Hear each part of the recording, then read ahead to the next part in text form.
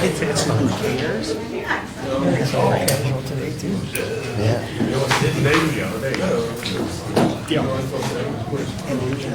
You know, my younger brother was in our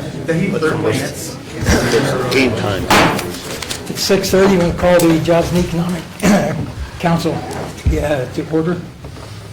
Clerk, would you call the roll, please? Mr. R. Smith? Here. Mr. Prater? Here. Mr. Ratliff? Present. We have two summary of proceedings to go through. Has everybody read those? Yes, I have. Chairman, entertain a Motion to approve both? Second? motion and a second. Clerk, would you call the roll, please?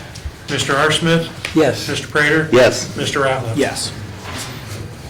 Under old business, we have one item to discuss. It's the ordinance redeclaring the City of Marion support for Can-Do. Clerk, would you read that, please? Ordinance redeclaring the City of Marion's support for Can-Do in order to continue the economic prosperity of the greater Marion area and declaring an emergency. Okay, before we start on that, I want to read an email here from Mr. Ted McGinnis. It says, "Thank you for your inquiry. When I made a presentation to the committee last February on behalf of Can-Do, I indicated that we were optimistic that the solar lease on the Roberts property would be discharged. Our information was based on conversations the former director of Can-Do had with the landowner and certain individuals at the solar company. All contact with the solar company was by the former director. Since his resignation, it is my understanding that no one on behalf of Can-Do has spoken directly with the solar company. However, Mr. Ferguson reports that he has had a conversation with the landowner who in turn spoke with the solar company.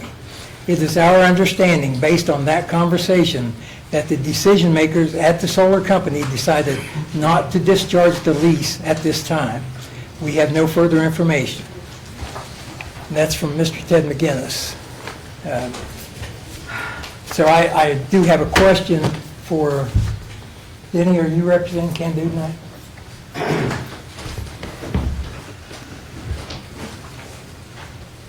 Denny Ferguson, Marion.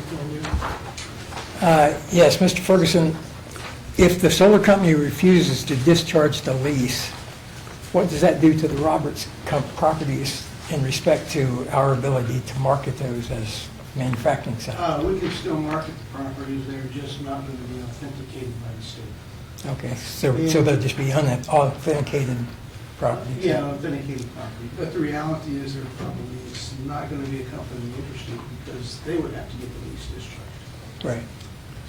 So basically, the Roberts properties are off the table as far as...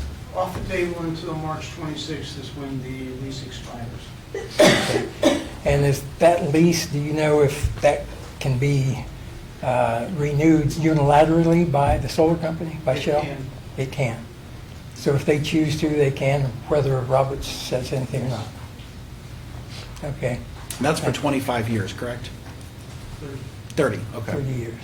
Okay. So basically, I think we're looking at the Roberts properties not being marketable. I have no clue what the solar company's going to do at this point in time on the street. Okay. They just indicated in this letter that right now they're not interested in discharging it. But that doesn't mean that they couldn't have a change of mind, but it's not likely. Probably not. I mean, when it's up in March of 26, so, yeah. If they're not discharging it now, well, if they change their mind, I don't know. I don't know what would cause that. Okay, thank you. And I would just like to say that even with the loss of the Roberts properties, which is 2 properties out of all the ones that we've done, Can-Do still has a big function to perform in this county. Yes, we market all available properties. Right, and it's kind of like if you find a bad egg in your basket, do you throw away the basket or do you throw away the egg? In this case, I think it's best to throw away the egg and keep what we've got in the basket. And now, there were some questions before about budget reports and financial reports, and those have been submitted. Right? Yes, that's correct. And I do have one question on that. In your 2025 budget, you show a net income of minus 57,300, right? That's even with the city funding, right? If the city comes No, through. it is not with the city. Oh, okay, so if we come through, it'd only be like 16, Um, 15,000. 7,000? Yeah, it's what, let's see on the sheet that I submitted on the summary of financial pictures. Somewhere around $7,500. 7548? Yeah. Okay. All righty, thank you. You have any questions, Eric? How much is it going to be? 7. You know, our funding is for like 42. Yeah, 4 almost, yeah. 41, too, yeah. So, and if you're negative 57, you take 42 from that. The budget is a, Can-Do has always treated the budget as guidelines because there's so much in our budget, in the funding arena that is unknown. And all of that funding except for city and county is a big question mark. And so I keep track of that budget on a monthly basis and make adjustments to it based on the income. That's why sometimes documents don't match up, because that budget is the official budget that was passed by the board.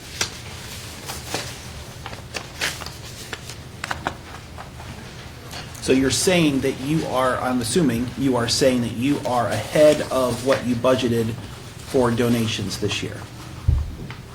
No, we are not. If you look at that sheet, I don't have the total on there. The original budget, I think, was 100,000. Is that what's on it? For donations, yes. Yes. It is right now, at a point in time, I would project 93,000. Okay, so this, just because I like for math to add up. Sure. How are you $7,000 behind in donations? And your budget shows $57,000 without the city's money.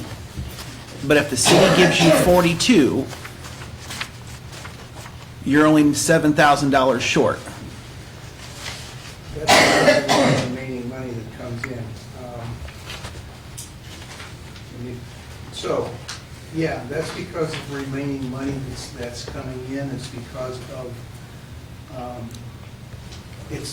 there's no match up between where we are now and the original budget that was passed by Can-Do, because of all the fluctuations that occur in our income.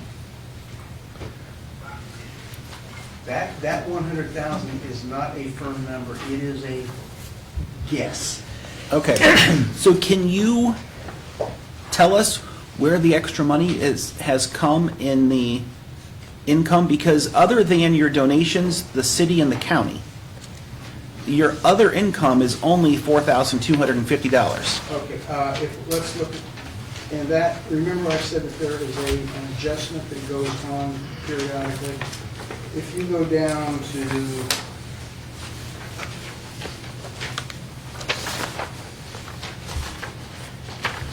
$66.73 engineering fees, the original budget for Can-Do was $75,000. We knew we were not going to spend $75,000. We hoped we could spend $75,000. That $23,000 that's in there was from the studies that we did last year. I'm not up with you yet, I haven't found it. Okay, it's on Right the here. second page, it's account number 6670. Right here, Betty. Okay. I thought you said 75,000. 75 is what was in the original budget.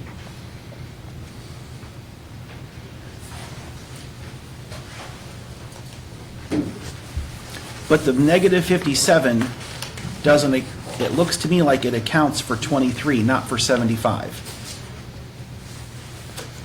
Yeah, that's what the numbers are never gonna match up from the original budget because of the fact that We have, also in here is a carryover balance. And we have one account, we don't really, and that carryover number, for example, look at the summary. The summary is the most accurate, up-to-date information that we have. We have currently $47,000 and a few dollars on it. Okay? That's our current cash available at the 529. That's it. I projected a remaining $21,000 from private investors. The remaining county funding is $24,000 and some dollars. We're currently getting no city funding. So our estimated remaining revenue is $93,000. Our estimated expenses for the remaining year is $101,000, which gives us a negative 75. The budget doesn't come into play at all in that. It's a guideline that we follow. It's not gospel. It's something that the board chose to do, and I update that thing every month based on changes in our funding, based on changes in our income and expenses. So is this an updated budget? Because it has a date of 5/29/25. It's what I worked on, and probably let me see, go back.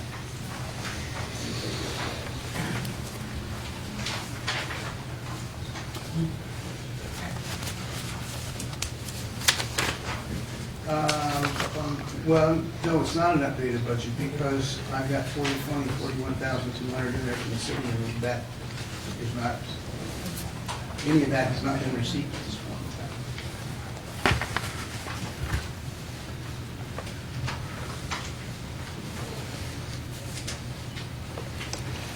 time. That's what I was asking. Yeah, Because the budget is not it's a flexible document that we use, okay? It's not, the real financial picture is that summary that I just went through. That's the real financial picture. So if you look at that, the city funding,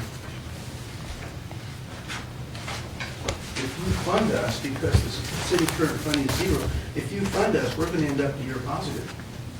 Yeah.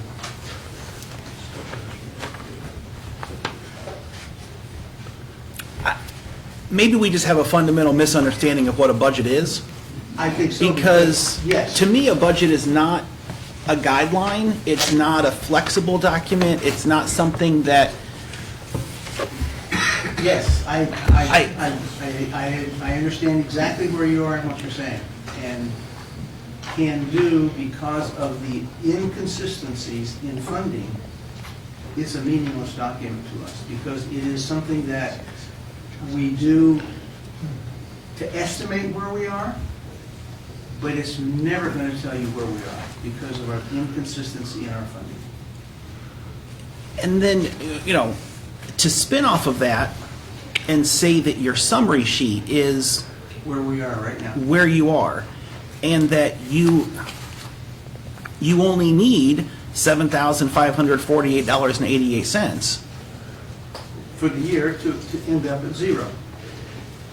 So, can I ask, and from a funding source that is, meeting their own budget needs, why would we give $42,000 to a place that needs $7,500? Because at the end of the year, we will be at zero, which means we cannot function in January and February of next year, because we have no money. We spend about $20,000 a month is the average expenses. We couldn't function in January and February. So with the city funding, you would probably have a carryover like 34,000 somewhere, and that would get you through January, most of February. When we will be again ramping up private investments. Get you back on your feet. As well as hoping we would continue to get city funding and county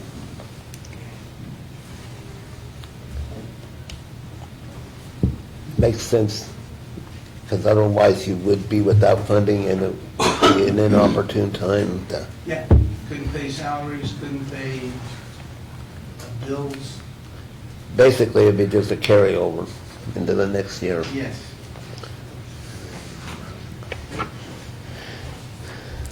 Anybody here have anything else? Mr. Ratliff, you have anything? Not right now. Anyone have any comments from the audience, please? Ms. Craig?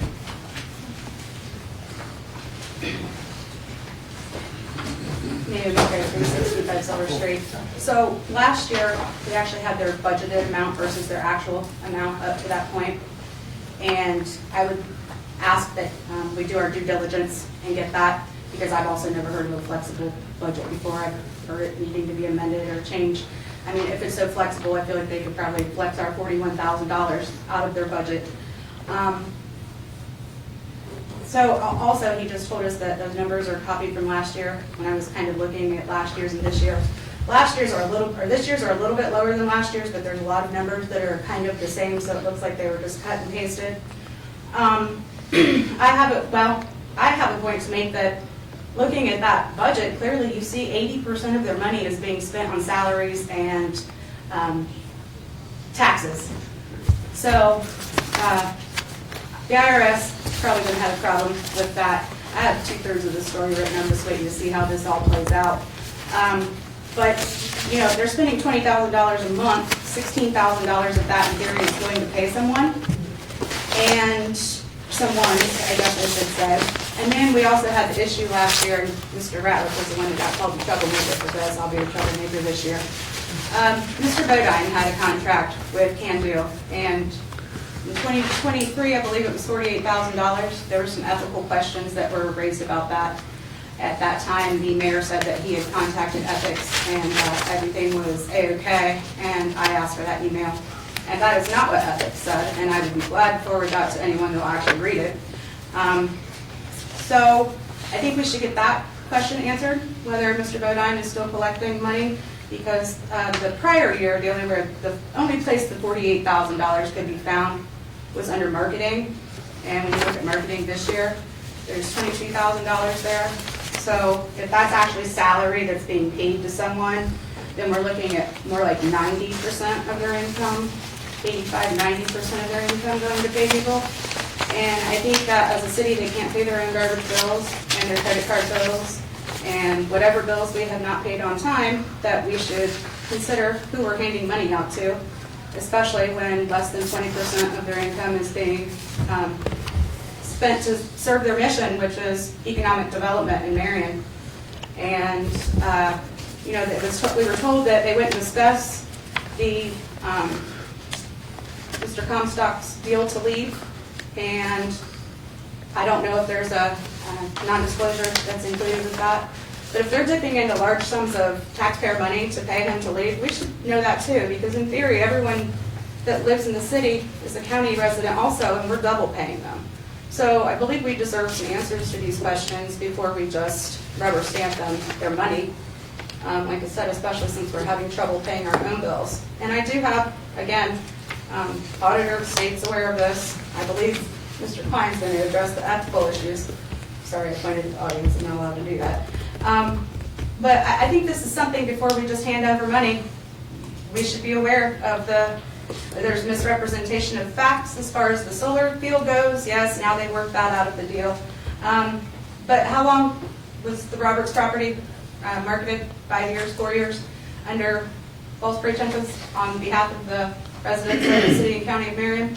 So there's a lot of things here other than just keeping Can-Do afloat and making sure they have a carryover. I think we should probably be more concerned about our own carryover than theirs. Thank you. Any other comments? Yes, go ahead. Sullivan County 365 East Farming. Since it seems the bulk of this money is going toward their carryover, why don't we hang on to it till December and get the interest on it? I mean, we definitely need the money, so. It's a good question. Yeah. Any other comments? Mr. Klein?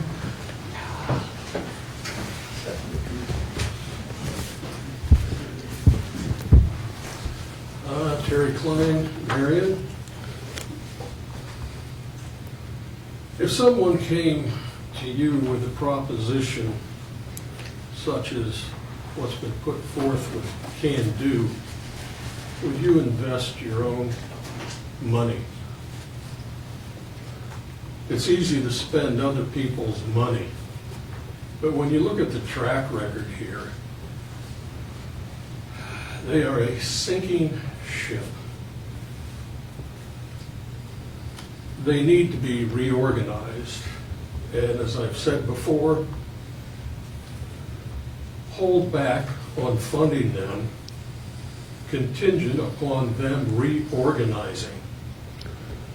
They have 19 members on the Board of Trustees. That is a ridiculous number. And an issue that needs to be brought to your attention, it wasn't just the incompetency of Gus Comstock, because he really couldn't do anything but what the board would recommend and allow. He did, if I may give you these. I would like you all to read this article that was in the Marion Star from February 1 of 2021. Then go to the website with Can Do and see if it even reflects what that submitted release talks about. And further, on the second page, since that has been posted with Can Do, I believe it's only 203 views for the Can Do at the very top. Now, some of mine that have been on as long as what Can Do was posted, I have over 127,000 views, not clicks, views. And one has 27,000 views. So it makes me wonder, what are you doing in marketing and public relations? Why haven't they utilized this? Why are there only so few views on this, what is touted as to be the greatest thing since sliced bread? They seriously need to reorganize, and they need to be more transparent. They need to post times, places for their meetings. They don't do that. And as far as I can tell, it's never been posted in the Marion Star. You're giving them taxpayer dollars. The past 10 years, probably last year, $480-some thousand. And again, I ask, what do we have to show for it? And then 480-some thousand. And if the county has matched that, where did it all go? And I think in the summary budget, the budget, that, you know, I've only done 3 business plans. This just, grade-wise, I'd maybe give it a C-. It's a budget. If you put a budget together, why would you have it negative? You should have a budget that's balanced and positive. This is just a wish list. I would suggest that you have a forensic accountant look into Can Do and see where all of that money is going. I believe there was, what, flowers, $200 in flowers? Under expenses, $61.20, PR expense, other, nothing. Internet connection. I'd like to know why an internet connection is going to cost $1,650. Office supplies, $1,800. there was only Gus and Denny in the office. You know, this, quite frankly, this is bogus. This is very amateur. And I can say that because it's unfortunate. They have some wonderful, intelligent people on the board of directors, the trustees, and to come up with this, it's unconscionable. Again, we need economic development, an entity that's going to go out there and try to bring people into Marion. That's the hope for Marion. We need that. It started in 1993. We have to continue. It's an entity that's, I don't know how far, no, but it has to continue. And we have to have a person that's going to be the avant-garde. So I would strongly urge you, can do, love to help you, but you got to help yourself. You got to prove to us we're going to get a return on this investment, and you reorganize. Thank you. Thank you. Yes.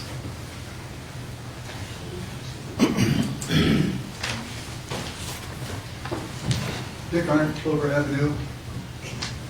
I've run budgets that are larger than this. If I ever brought it in with the numbers like I'm hearing from this budget that you're showing up, I've been fired. This is ridiculous, not to know how much money you're going to need, how much money you're going to spend, how you're going to spend it, get it from whoever you're going to get it from, put it in your accounts, budget it. When you run out of money, you run out of that service. You have to learn to handle it. I don't understand how this operates.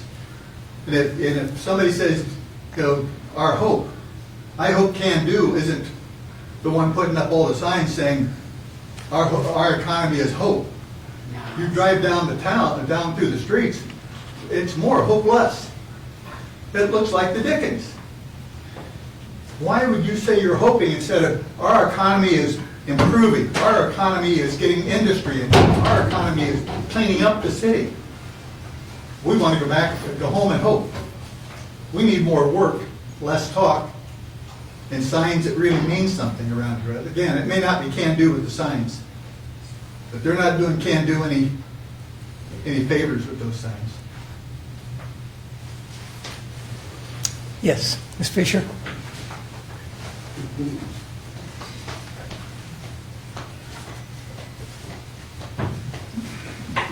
Hello, my name is Lois Fisher, 790 Fahrenheit Circle, Marion, Ohio.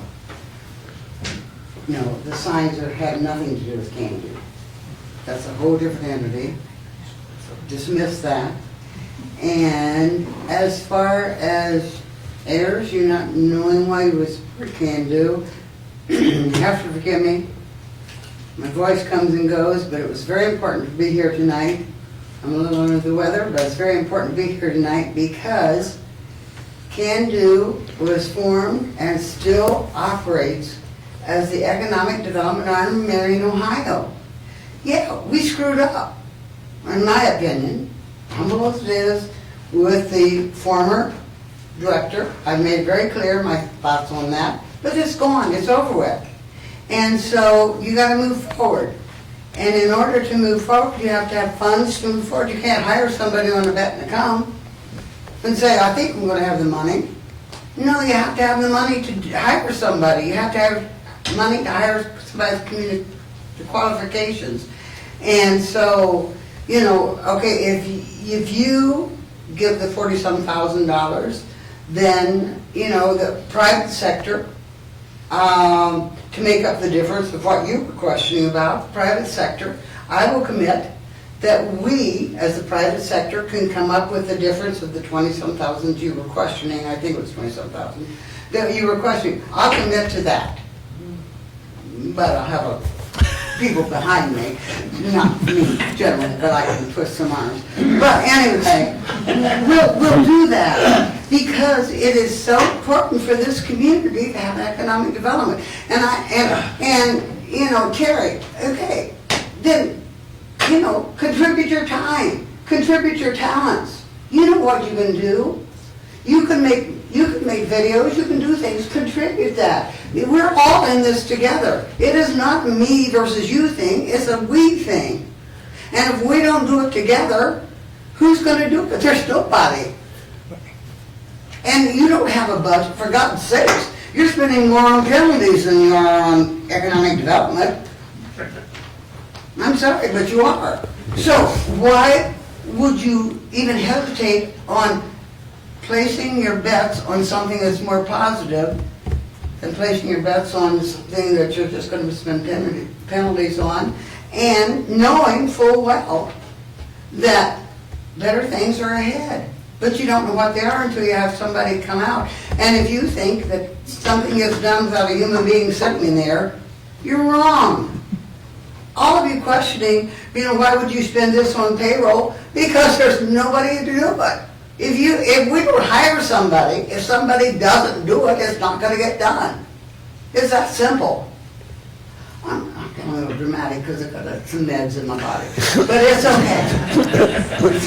It's okay. I'm just saying, you know, we as a community will support this council.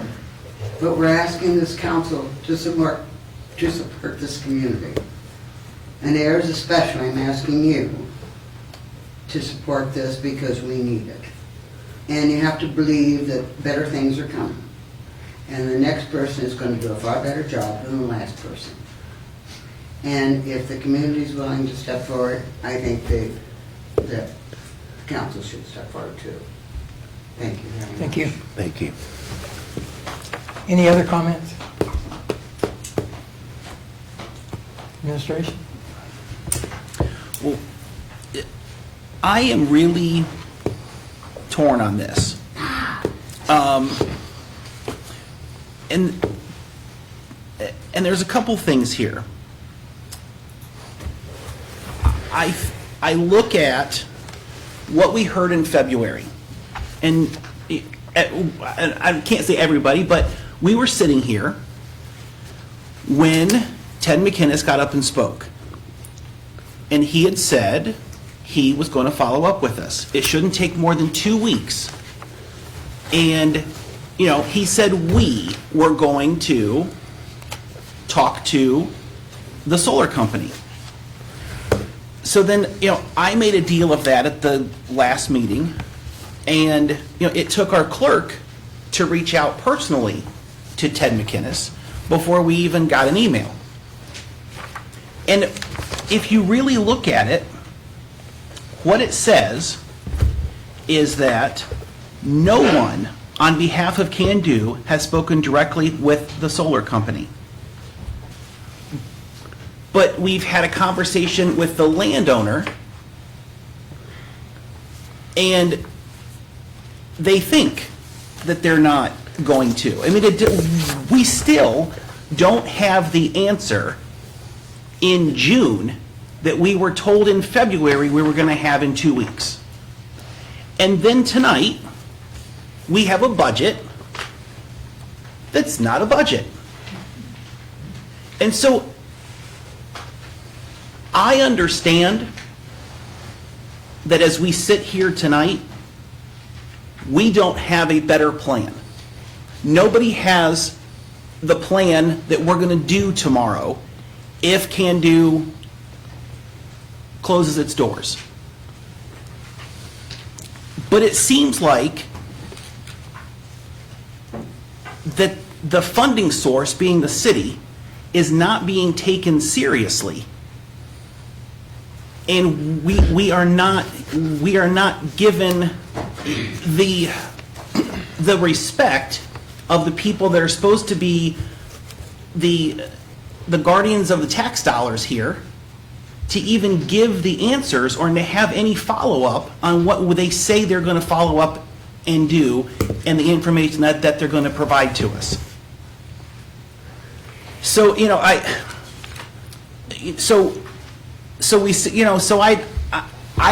don't know what to do, because, we can't let it dry up, but yet it has to, and I believe that there's a lot of people who believe too, it has to operate because we haven't gotten a very good bang for our buck, at least in the last 15 years. I know, some people just want to talk about the most recent director. And, I've been here long enough. The one before him was, you couldn't have picked a worse one. And so, I was elated when Gus was hired. And it sounds like a lot of people are going to be elated when the new one is hired. But, I've done it long enough that wasn't the answer last time, to just change the top person. So, I don't know what the right answer is. Let me just say something first. Mr. Ayers, you stated that no one from Can-Do has spoken directly to the solar company, but I know for a fact that Mr. Comstock did. And I think the statement here says, since his resignation, it is my understanding that no one on behalf of Can-Do has spoken. So since Gus retired or resigned, nobody's spoken to him, but before that they did.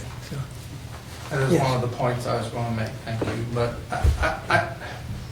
we have got to stop thinking about the Roberts property.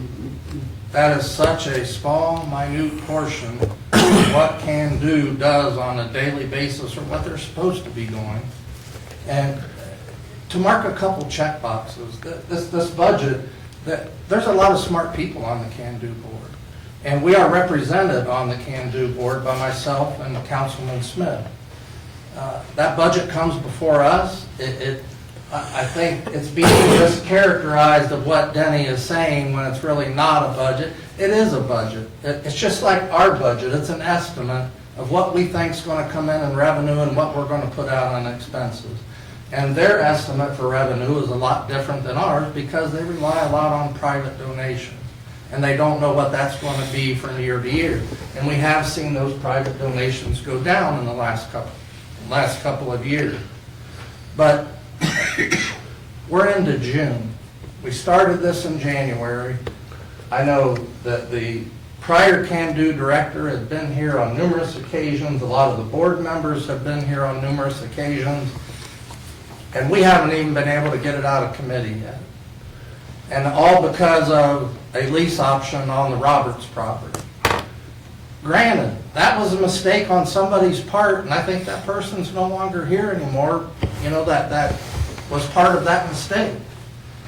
But that doesn't change what the mission of Can-Do is. I don't think we want to be known as the council or the mayor that lets Can-Do and economic development just go away and die.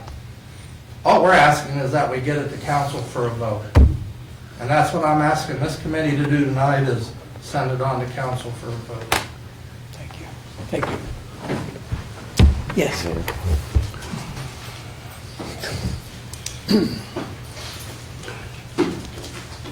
Phil Townsend, 992 Jamaica. Can-Do's a marketing company, right? And Yes. their number one customer right now, right this moment, is Can-Do. And they seem to have a real big problem marketing Can-Do.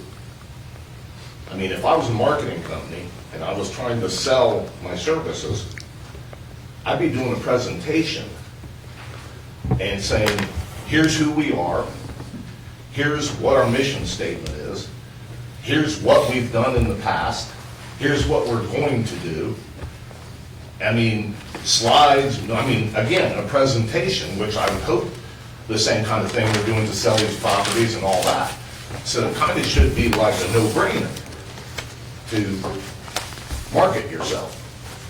They've done those presentations for council in the past. Prior to you starting to come up here, they did give presentations with the PowerPoint and the handout and all that. So in fairness, they're trying. Okay, but since Constant or has left. This has been an issue, right? And it seems to be stuck, like you said. So I guess I would be with the new group, the new leadership. We don't have new leadership. Okay, but they gotta go with what they're going, because they're in a crisis. So I would be marketing, I'm just saying, they're a marketing company, and they're not marketing themselves. Well, I think mainly the number one customer of Can Do is Marion County and Marion City. Right now, it's themselves. If they don't get the funding, they're extinct. They have no customers. So they better look out for themselves first, right? Which is what they're trying to do here tonight. Mr. Klein? I don't know, is Kevin Smith here tonight? I think so. Well, I would ask you to kind of put yourself in his shoes as running a bank. If Can Do were coming to you, would you loan them $44,000 with what they've given you thus far? I've seen a lot that they have given us, yes. Do I they will have answer a that business question. plan? Have you seen their business plan? No, I have not. And how long have you been affiliated with Can Do? Probably 8, 9 months. 8 or 9 months. And you've not even been curious about the business plan and how that's evolving? I have not questioned that. I've seen their budgets. I've seen everything else that they do. That's part, small part of the business plan. So it would behoove you behoove them to produce a business plan. I mean, this just coming, again, like Zelensky using the United States as a piggy bank. Since 1993, how long are they going to suckle at the teeth of the taxpayer? When are they going to be self-sufficient? They should have had enough people in the funnel to generate revenue and be able to project when that revenue is coming in. How does a person become an investor in Can Do? Guess you 9 donate, months, yeah. you know? You donate. Donate how? I have not donated to them, so I don't know. I've donated my time, but haven't donated money. How does somebody know that they need money to donate? Maybe Mr. Ferguson could answer that question. I mean, what's the program? Why is it so slow that all of a sudden you're coming up against a brick wall and you're going to be broke? You know, people, the old saying, people don't plan to fail, they fail to plan.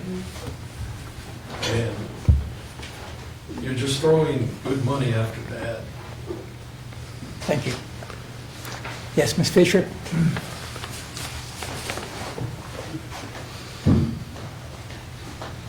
I really probably shouldn't go to this. But, Lois Fisher, 789 Boulevard, Marion, Ohio. And Terry, you have to believe in this community, you live in it, so you have to believe in it, so you should write a check. Everybody should write a check, no matter how small, because it is a community effort. And you can combat back and forth with me, but heirs, you've got to understand that I'm going to pick on you tonight. Well, but- you have seen me vote for Can Do a lot of times. No, I know you have. I know you have. And the thing about the past is, seriously, you have to let go of the past, because I make perfectly clear the past was a bad mistake, in my opinion. But the bottom line is that you are responsible, and you took the responsibility for this community. And if you want to be a part of who Can Do is going to hire, then you should just talk to Denny. Denny, and you should have a conversation. It isn't a closed field. It isn't a closed board. It isn't a closed anything. And this Brockers property, as the mayor said, it's this big. We've got a whole big community that's dependent up on Can Do for economic development. And just because there was one screw up, you can't just throw it all away. And if you want to be a part of the selection committee for the next one, I think you should just voice that to Denny, because he's sitting in the office. And I'm sure that Kevin Smith, who is chair of Can Do, would welcome any input that you have. But the bottom line, I was up here, I don't know if I'm not say bitch, but I was up here bitching so much before about the head of Can Do, because he wasn't doing the job. But we did something about it. And you're going forward, you're not going backward, you're going forward.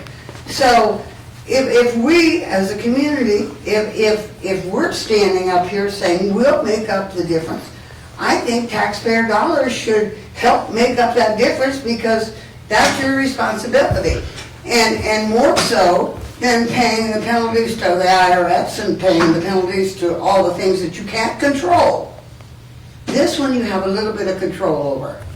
And I would urge you, sincerely, all things set aside, please give it one more chance.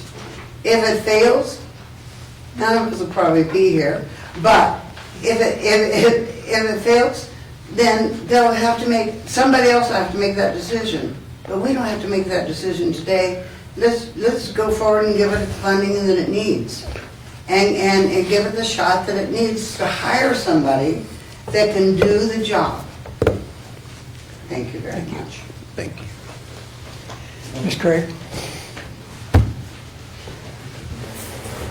Naomi Craig, 365 Silver Street. So basically what I've heard is Can Do is too big to fail. That's basically what sitting back there, that's what I've heard.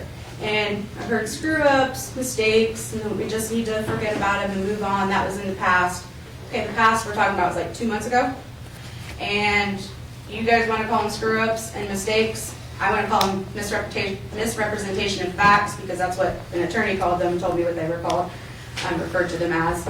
And I also wanted to point out that when I speak loudly, or I get emotional, or I address people in the audience, I get gabbled. I'm told that I'm being intimidating and that I'm being too emotional. So I would ask that the rules are applied equally to everyone in the audience.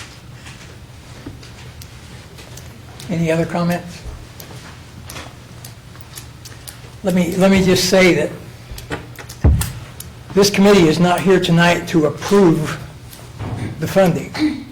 We are here tonight to move this to council so that council can have 9 members go ahead and either approve or disapprove the funding. It's not our job to approve the funding here tonight. We need to move this out of committee. We need to get it to full council so that you folks can talk to the full council, get questions from them and answers back and forth. So that's what I would like to do tonight, is I'd like to move this to full council. And I would welcome a motion for that purpose. Can I just say this? One, if we had moved this to council in February, then the positive changes would have never taken place.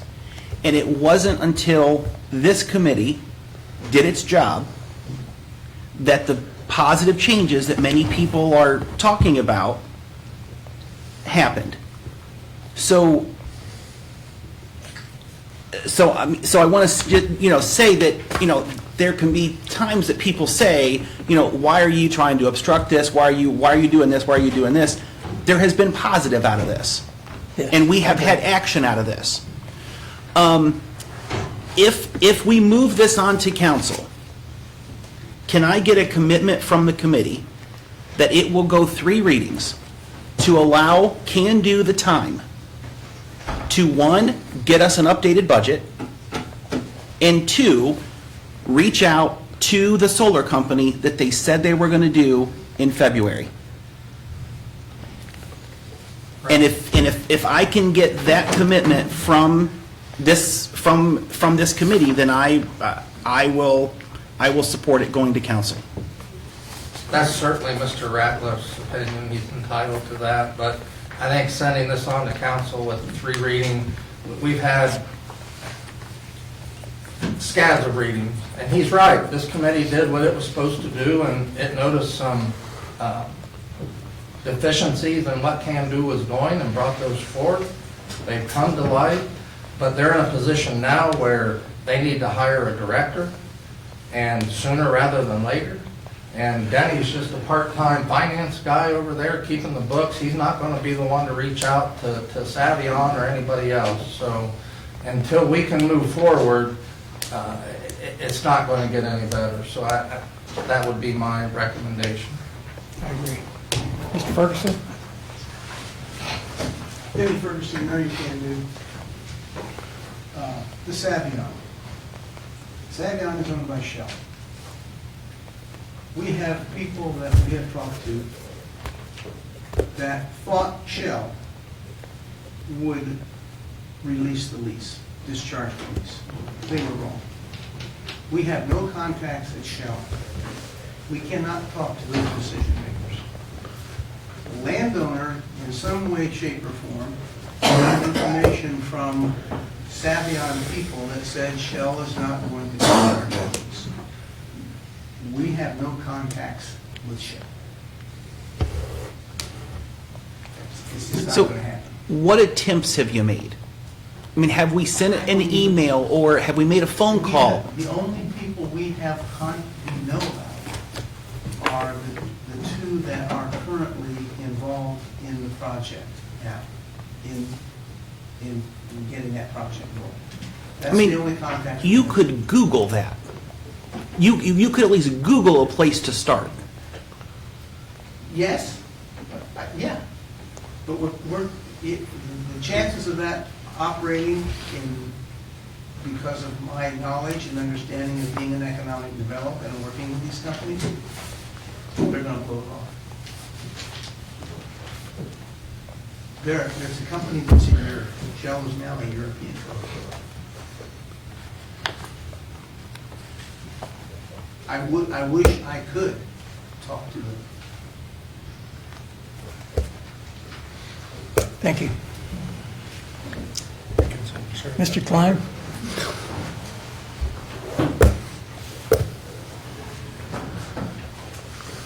Nothing ventured, nothing gained.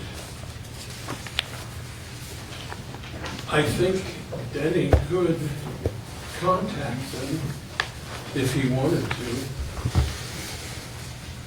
All it takes is a little bit of finesse.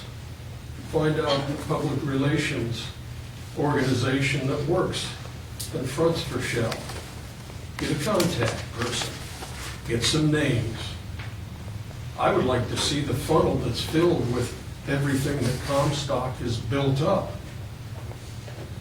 It should be able to operate on autopilot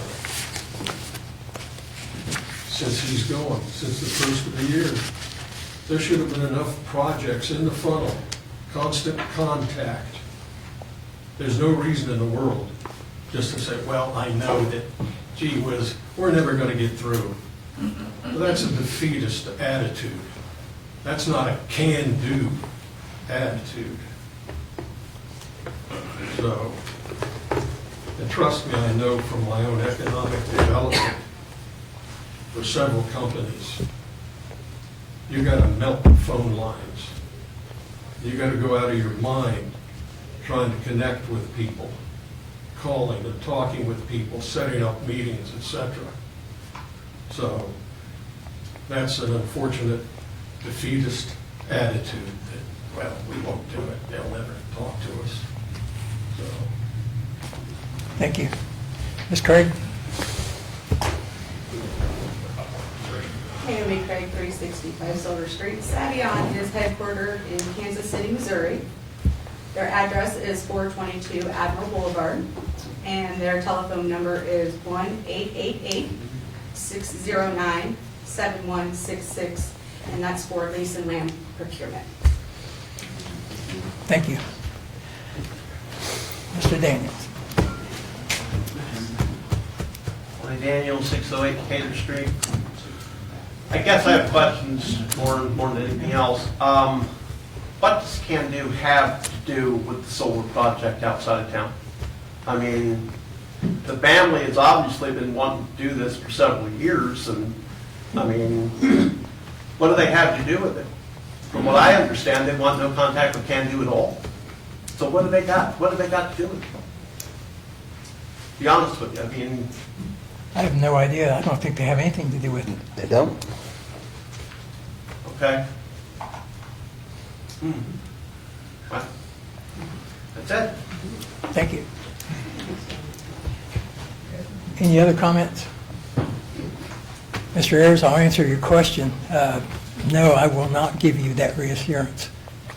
If the motion for suspending Rule 44 is brought up, I will vote for it. Okay. Any other comments?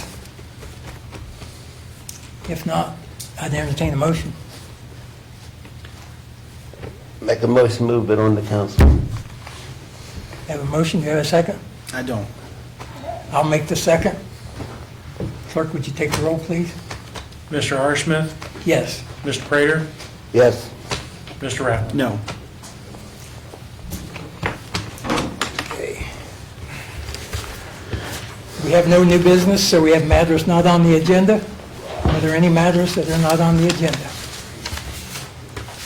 Matters that pertain to jobs and economic development. Yes, your vote. You should not be voting. You are affiliated with Can Do.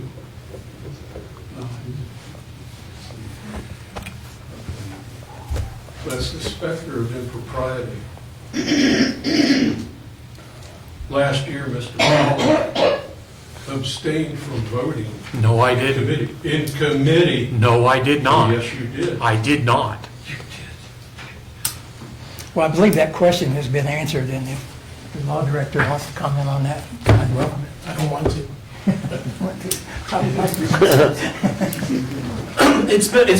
The questions arose before, and when CAMDO was reorganized a couple decades ago, and the governments provided more funding, more amounts, the council at that time required participation that Mr. Smith is serving in now, that role, member of the board, and the commissioners have representation on the board also. So it doesn't violate any ethics rules or ethics codes or Ohio revised codes. Sure it does. Okay. In my opinion, it does not. Well, you know, it's kind of like, let's go back to the Nuremberg trial. If we had Rudolf Hess as part of the jury, and Mengele as part of the jury, Does this have do you anything to think do they're with going the to, jobs I'm and giving economic- you an analogy, if you please. Okay. Do you think that they would convict Adolf Hitler if you had those two people on the jury? I have no idea You what somebody else would do. represent Can Do. You are there participating in Can Do.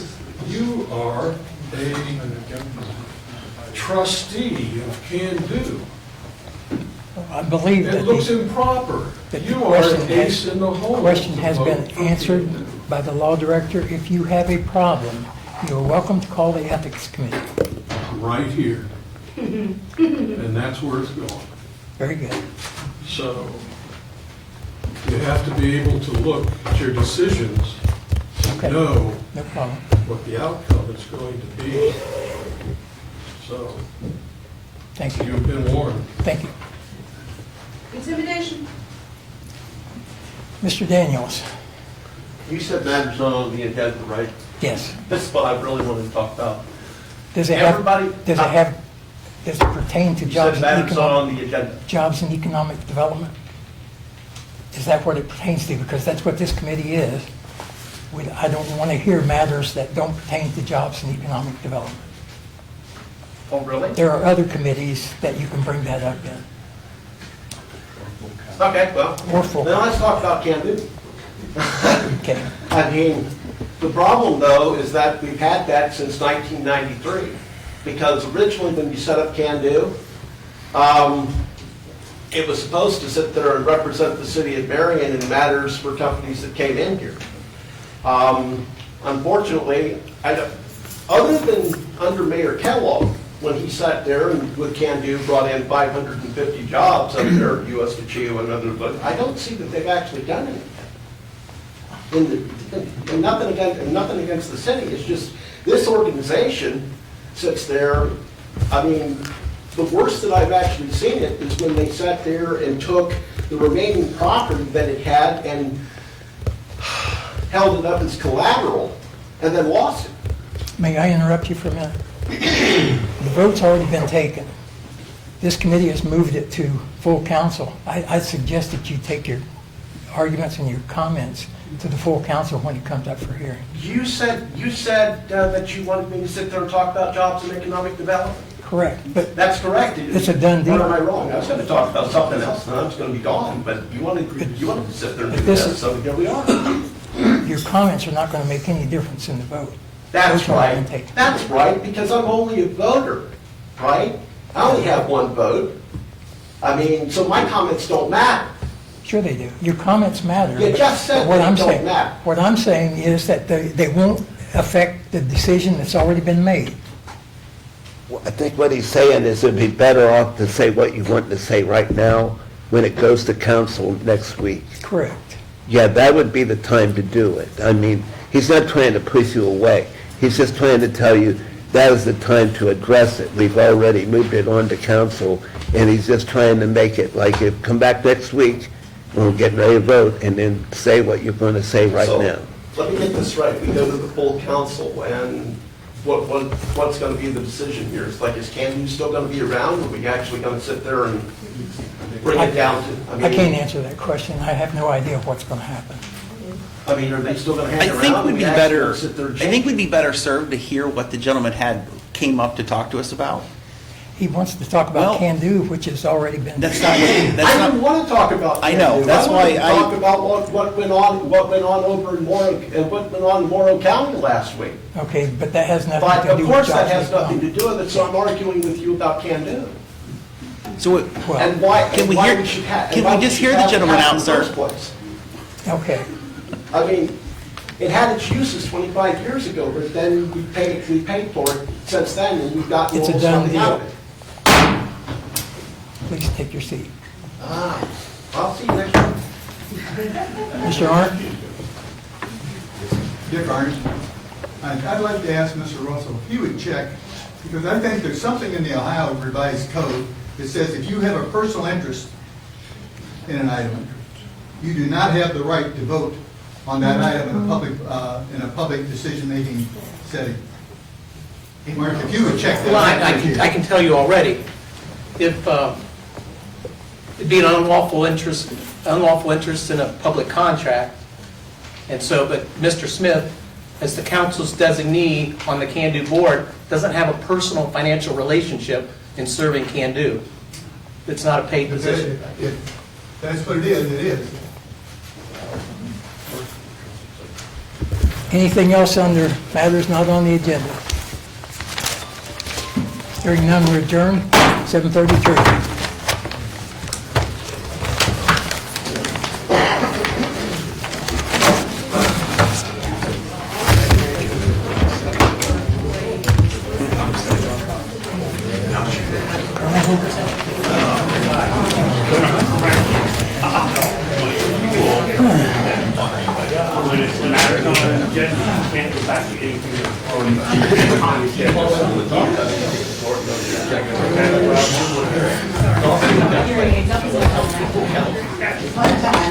I think Jason's here, so I'm just gonna sit right here.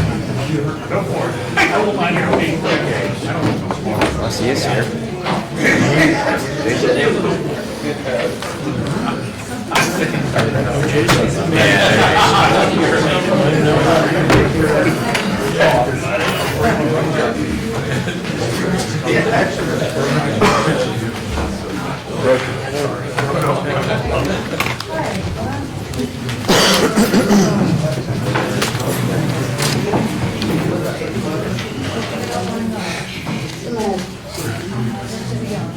I'm gonna give you these now if they get approved. Oh, no.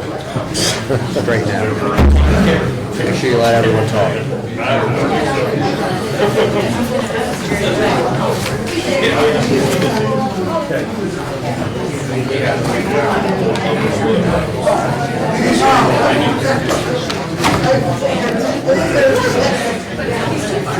That's why Sean got his correct packet, because Jason wasn't here to stand.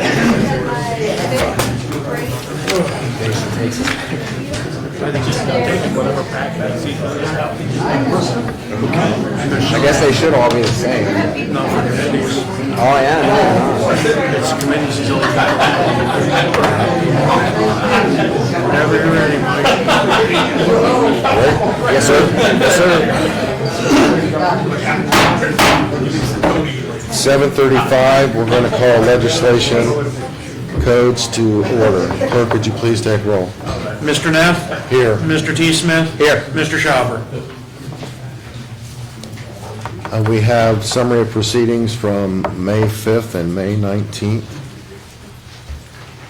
Make a motion, we approve of the summary of proceedings as submitted. I will second that motion. Clerk, could you please take roll? Mr. Neff? Yes. Mr. T. Smith? Yes. Old business, item number 1, legislation charter. So clerk, could you please read the ordinance? Make me find it.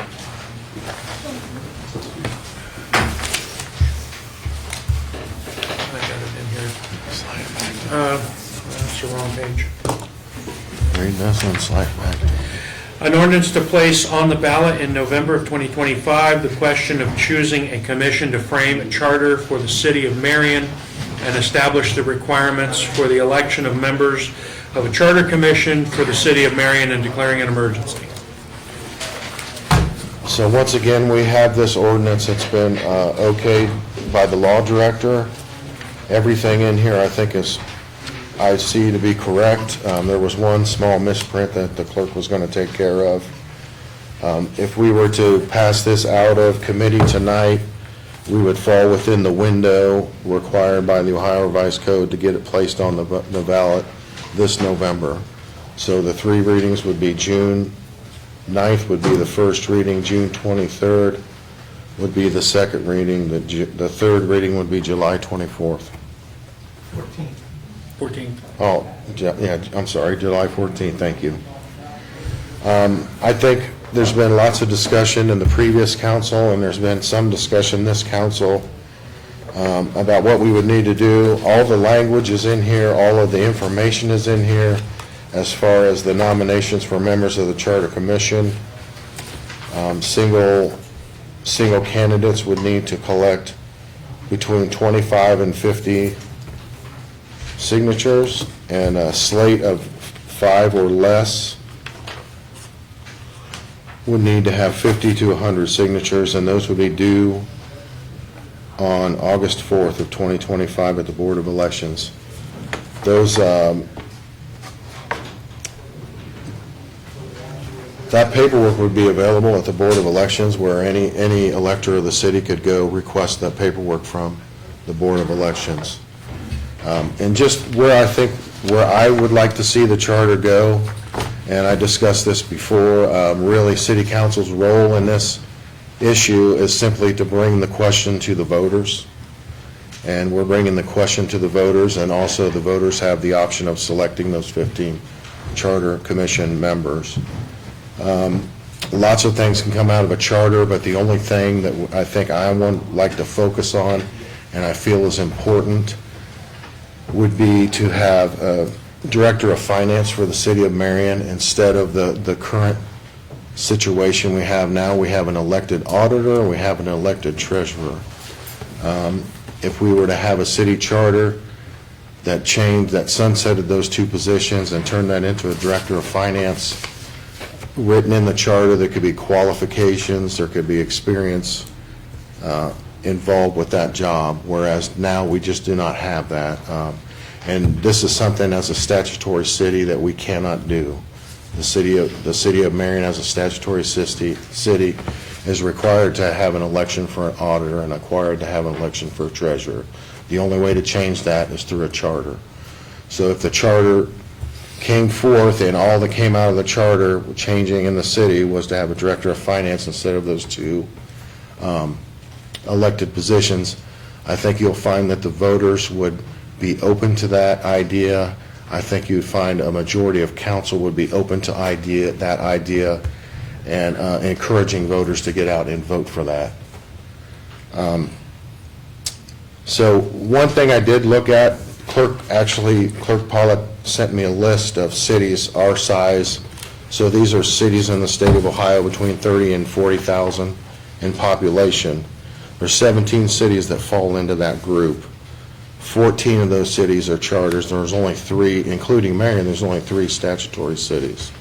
And I actually looked it up over the weekend when I went to all 14 of those charter cities, written in their charter as a director of finance, every single city. So I guess that's where I'm at right now. I'd like to hear from the public. I'd like to hear from committee members at this point. Well, the only other question that I had was how many of the 88 counties in Ohio were statutory versus charter, and you answered that question, so I appreciate that. But I definitely think this is something we should get to council. I think it's already been discussed once before as well, and then I wasn't able to make it the last committee meeting, otherwise it would probably already be there. So we should definitely hear from the public, but it's something that we need to get to the public so they can tell us what they want. I would agree with that for sure.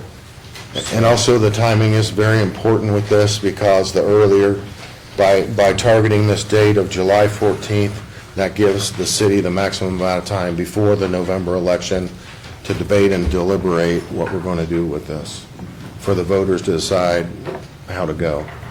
Councilor Rollins.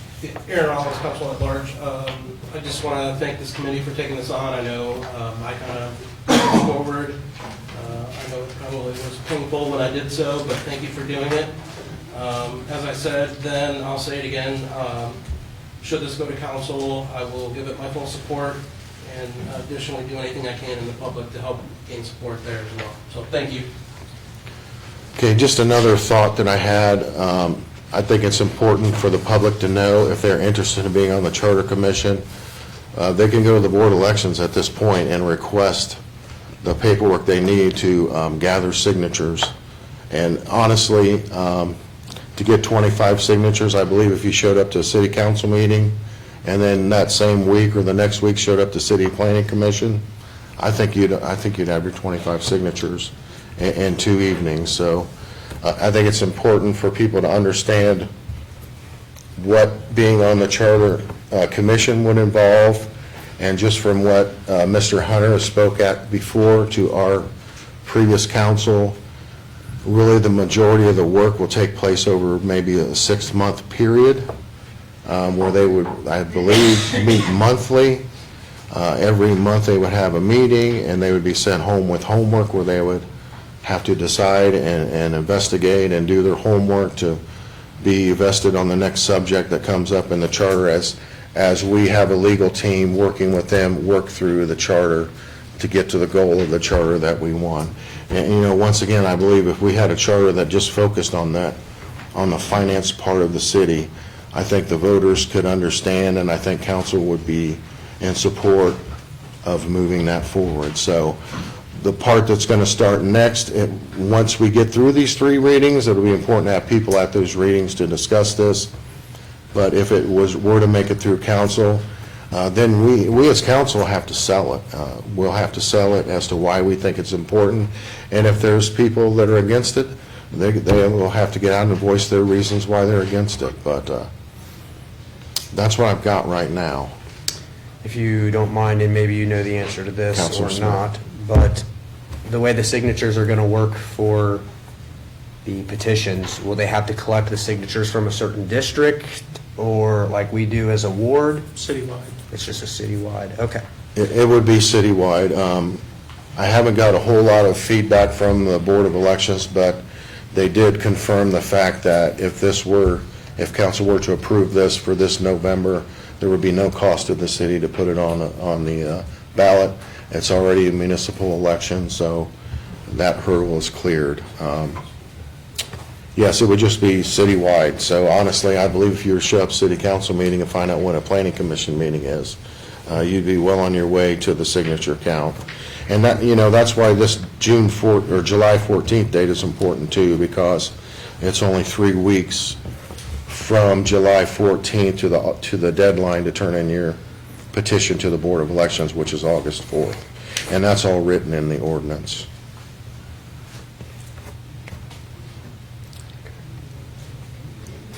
Come on up. Sue Kelly, 365 East Farming. So, do I understand you correctly, you're telling people to solicit to become part of the committee before this even passes? Well, if they want to jump ahead of the game, they could be wasting their time, yes, but I guess my whole point is, third reading would be July 14th, that's 21 Right. days But- till they're due at the Board of Assuming this Elections. goes on the November election, are you telling people now to get their ballot or their signature so they can be on the November ballot also? Yes, Or- this November, the election would be, does the city want to pursue a charter? And if yes or no, no matter your answer, you also get the option of picking the 15 members of the Charter Commission. That will be this November. All right, I would have thought that would have been better served at that. I mean, it would push it off, I agree, but to have that at an additional later election. Yeah, it will all take place this November. Okay. And then as soon as, if the I voters just wanted an approve, understanding. okay, if the voters approve this on November, Right. I don't have the date, the November date, we have 1 year to complete the charter and get it Right. back to the voters for them to decide, here's the charter, yes or no. Okay, So they have a year to write the charter.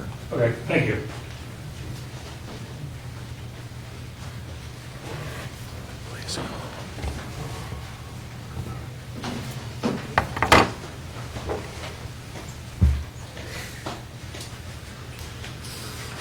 Alice Fisher, 798 Vernon Circle, Marion.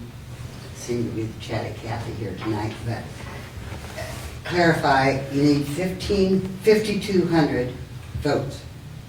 Was that what I heard you say? 5,200? I'm sorry. The petitions for the Charter Commission members, they'll have to circulate a petition with valid signatures, just like council and everyone, 25 to 50 signatures. The Board of Elections is going to verify 25, and then they're going to stop. What is it? I'm sorry, I thought I heard you say something about 25 to 50. I'm not. At least 25, at least 25, at least 25 signatures, but no more than 50 to be turned into the Board of Elections for an individual candidate For for an the Charter individual, Commission. but to get it on the ballot, to get the Charter City on the ballot, not to get the people. Am I This- getting confused?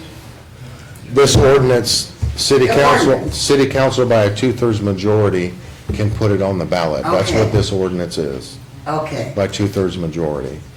And then, so it would go to the voters. The first vote is, do we want to pursue a charter, yes or no? And at that same election, you're going to choose 15 members of the Charter Commission. They will be tasked with writing the charter, along with our legal counsel that we would have to bring forward to write the charter. okay, so it can be put on by just you passing. With a 2/3 majority vote, With a yes. 2/3 majority, so Correct. the bottom line is, the definition of insanity is if you continue to do the same thing over and over again, you're gonna get the same outcome. So if you don't change what's happening with the finances in some respect, then we better make some changes. And that's what you're basically saying by offering the charter city. For us to become a charter city, we can pick and choose. It's not all or nothing. Is that correct? You don't, I mean, we're a charter city, but we don't have to change the way we're doing everything. You can change the auditor, you can change the treasurer. That's correct. We can stop it there. It doesn't have to go any farther than that. And so if the voters were to go down that route and choose that form of government with a strong mayor, we would still have an elected mayor. Right. The council would function exactly as they do now. Right. But down the road, after that charter was approved, and now we have a director of finance, we could introduce charter amendments to change the government again. Okay. And you could piece it out to each individual piece.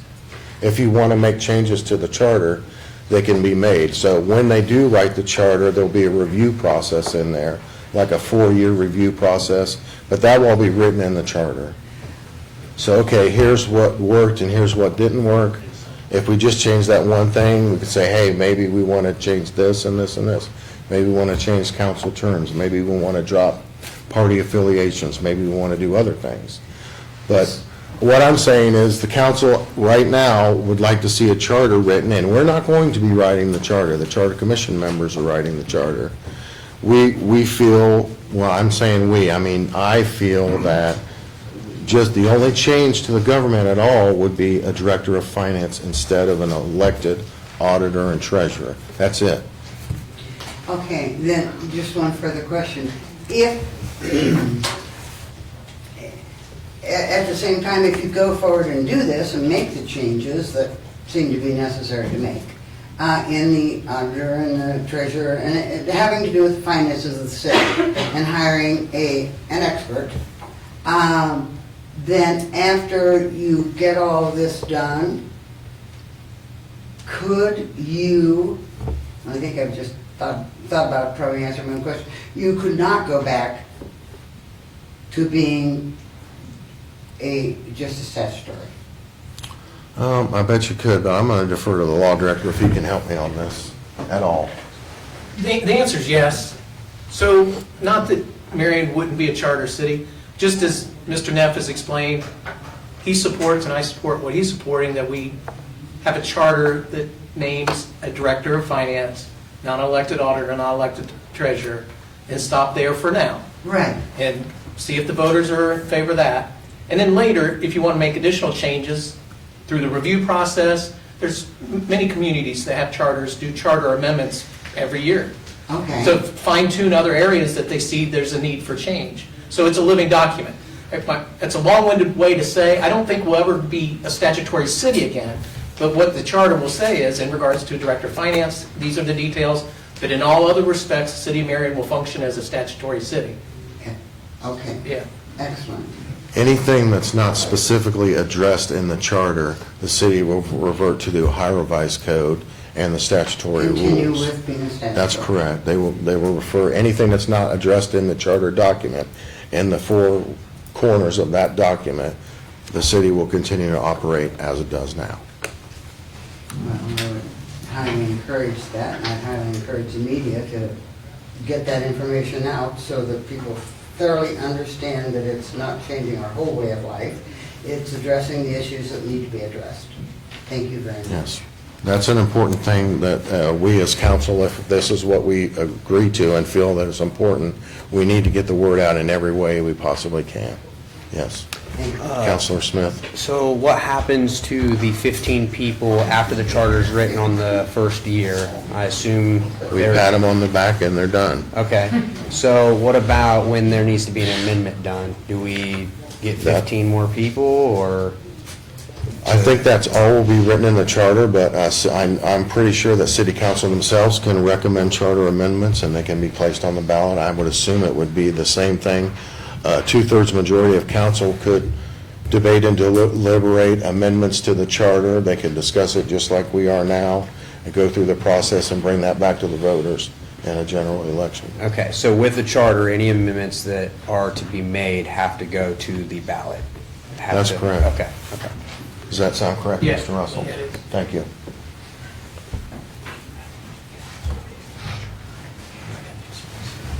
Here's Rattle Second Ward Council. We've had a lot of talk about charters in the last several years, and one thing I just think is extremely important is that we can't sell what we can't do.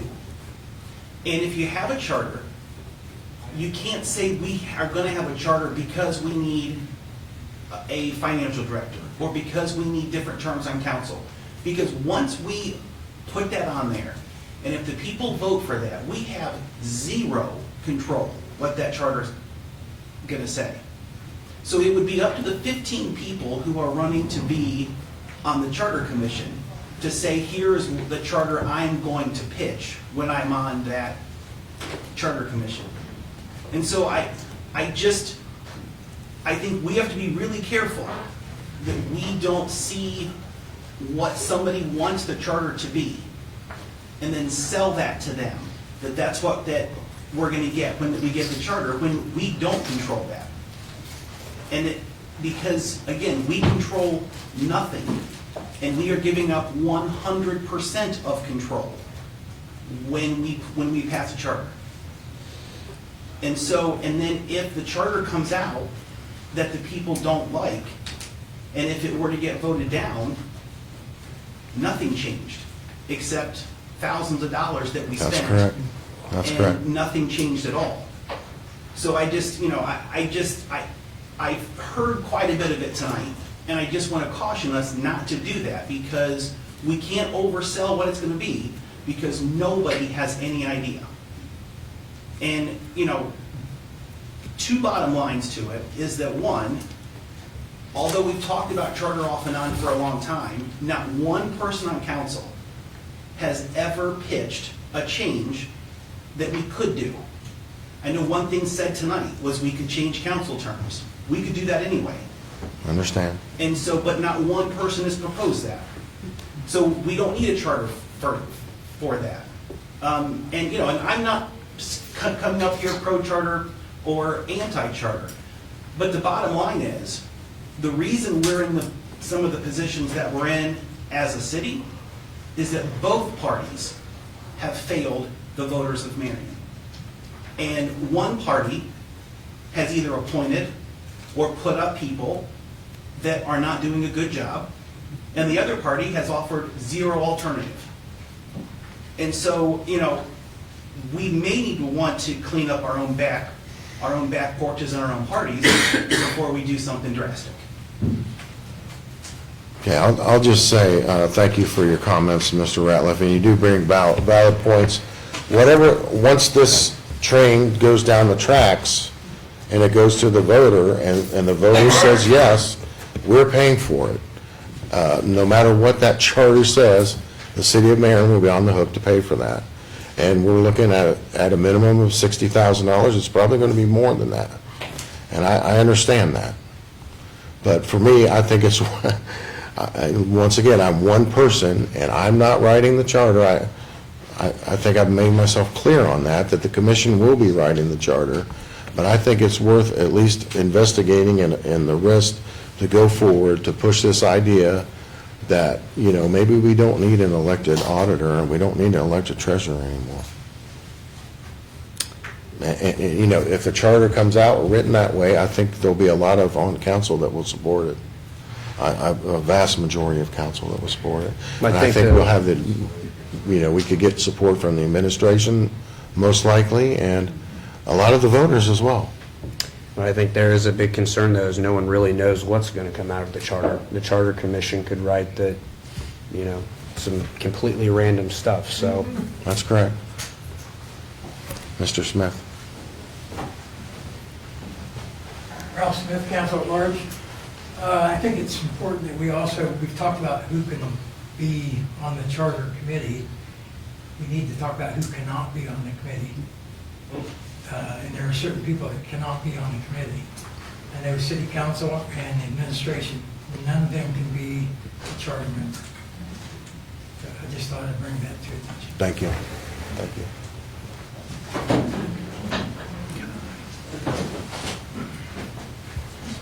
Sean Moore, First Ward, City Council. Yeah, I think you've said it right, Mr. Ayers said it right, that we don't know what's going to come out of that. But I think what we do have is, public input and putting it out there. If they put something in there that we just definitely don't like, or we don't think that the community is going to like, we can voice that and, recommend to everybody we know that it's voted down, which I think the commission will probably realize that too, that what the intent is not to change a whole bunch of things.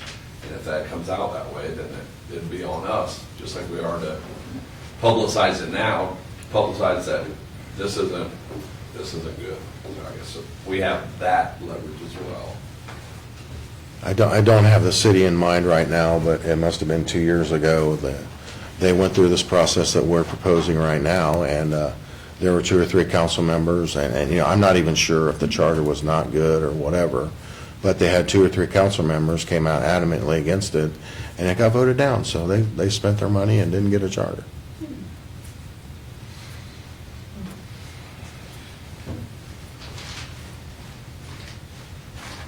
Okay, speaking about Amy Creek, 365 Silver Street. So we would vote to have a charter, that we wanted a charter as a city, that would be the first vote. And then if we decided we wanted the charter, we would vote the committee. That's correct, that would be this November, Okay, yes. so, But they happen at the same time, right? Yes, They happen at the same yes, time? same time, okay, so that's confusing. So we would vote for a charter and for the committee at the same time? correct. Okay. And even if you vote no for the charter, you still have the option to pick the 15 members of the commission. Okay. So hypothetically, we want a charter, we've got our committee, then we vote on the charter, if we want what the 15 people came up with. And then if they don't get the charter, or we don't vote on, we don't want the first one, we don't like what they put in there. Do they have to go back to the drawing board since we voted for a charter, or is it just, are we back to? It's done and over with. So it's like a one and done, and if we wanted to go back at the charter thing, then we'd have to start the process all over again. That's correct. Okay, thank you. But it is free to put it on the ballot, correct? This year, there's no This year. cost to the city. We're having a municipal election this November. Anyone else? As long as the public's done speaking.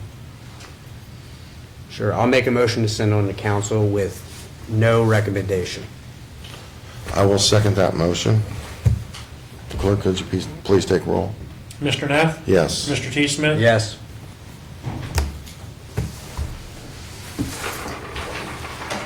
So we have no items of new business. We're on to matters not on the agenda. Come on up here. I have a question about the charter. You can come on up. My name's Jennifer Prather, I live at 481 Elgin Court. I feel with doing the charter, I drove up here, out of breath, that you're taking our vote away. And then later on, what other vote are you going to take from us? You understand what I'm saying? You're saying that we can get this, I understand the financial situation, but you're doing this in an election time where only 11% of the city votes. The biggest turnout is when the president is running. So are you gonna let this 11% decide for the whole city? You understand what I'm saying? I do. The actual charter that is written and presented to the voters would be next year's election, 26, and that's a gubernatorial election. So the turnout's going to be a lot higher for that than this year's municipal election. The charter that is written by the commission, if Right. it is written by the commission, But I'm that vote saying- would be in 26, not 25. So it'll be written, we're gonna vote for it to be written and then voted on. In 2025, yes. So are we gonna get to review all of that? Absolutely. Every voter in the city of Marion will be sent a full copy of the complete charter. So that's where a lot of the expense for the charter comes from. It has to be mailed to every voter in the city limits. So when would we expect that? Well, there's a lot, there's a lot of water to flow over the dam between now and then. Because I'm understanding that you have to get it in by a certain time. And that, is there going to be a review of these people that you're putting on the ballot? If they get their signatures, are they automatically going to be put on the ballot? If they're certified by the Board of Elections, they'll be put on the ballot, yes. So it's a 2-year process. This year, the process in November, if approved by council, would be 2 votes. The first vote is, should we pursue a charter, yes or no? And no matter what that answer is, you also would add the 15 members of the Charter Commission. That would be this year. If the voters said yes, and they voted for a commission, the commission, along with our legal counsel, would be tasked with writing the charter. And then it would come back to city council, and we would pass it through, and it would then come to the voters. The whole charter would be written by them by the Charter Commission. It would be mailed to every voter in the city before the election. And next year, the election is the governor's election. My other question is, why can't we have the auditor and treasurer removed and replaced? I understand that they're voted in. If they're not doing their job, how do they get removed? Does that go through a voting process also? There could be a recall, it would be the only way for that to happen. So we're just stuck with whoever was voted in, whether they're qualified or not, basically. As a statutory city, the only qualifications you have to be an auditor or a treasurer is to be an elector of the city. That's it. That's the only qualification. Thank you. Thank you.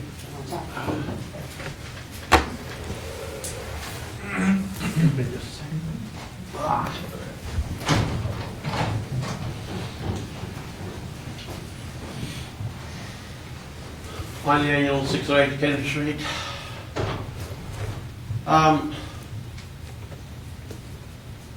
If we do vote on the charter, I mean, there's like, we actually pass it. I mean, there's many different ways that could go. I mean, are we still going to have a mayor, or are they talking about city manager? I mean, My thought as one council member, one person, one voter in the city, is that the only fundamental change at all that I would like to see in the charter is to have a director of finance instead of an elected auditor and treasurer. We would still have a mayor. He would still be the administrative function of the government. City council would still do what they do now as the legislative branch of the government. If it's not directly written into the charter, we go by the statutory rules. Nothing changes.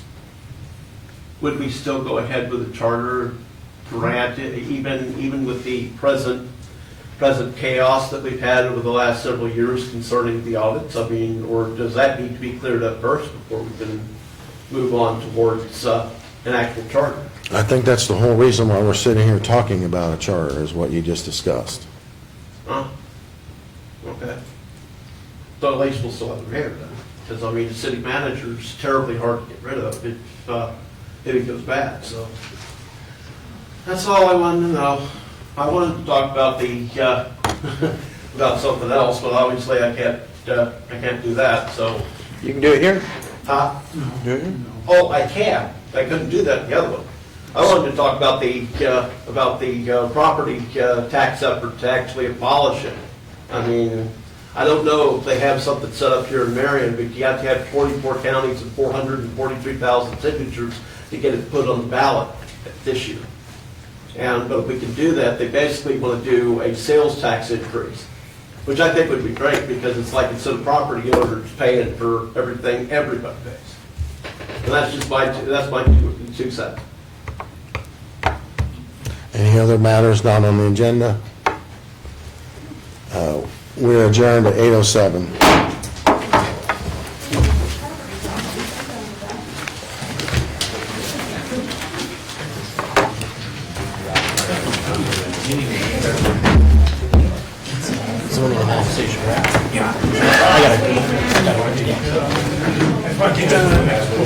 Good luck with your new fire.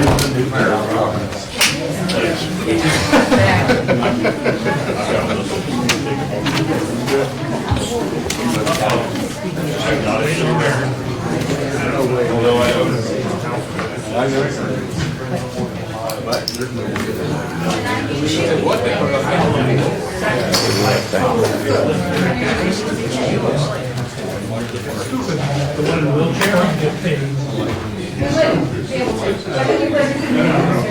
one that's on council. And there's another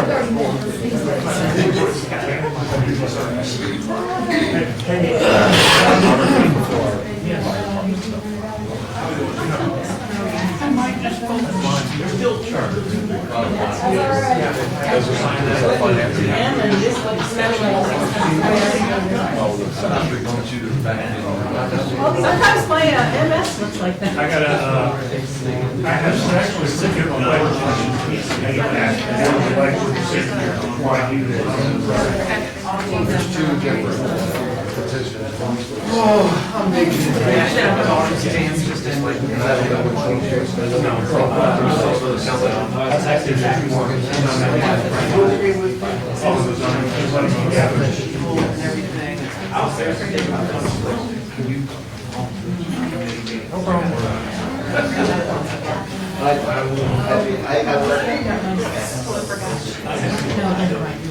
Ron, are you ready?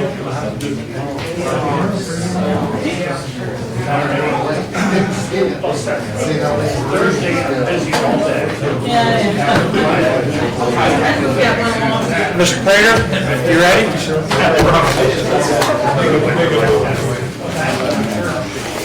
Let's do our jobs. Maybe one of these days we'll have a meeting that's not 4 hours. I'm looking forward to it. I'm looking forward to it. Hey, Rollins. How you doing, sir?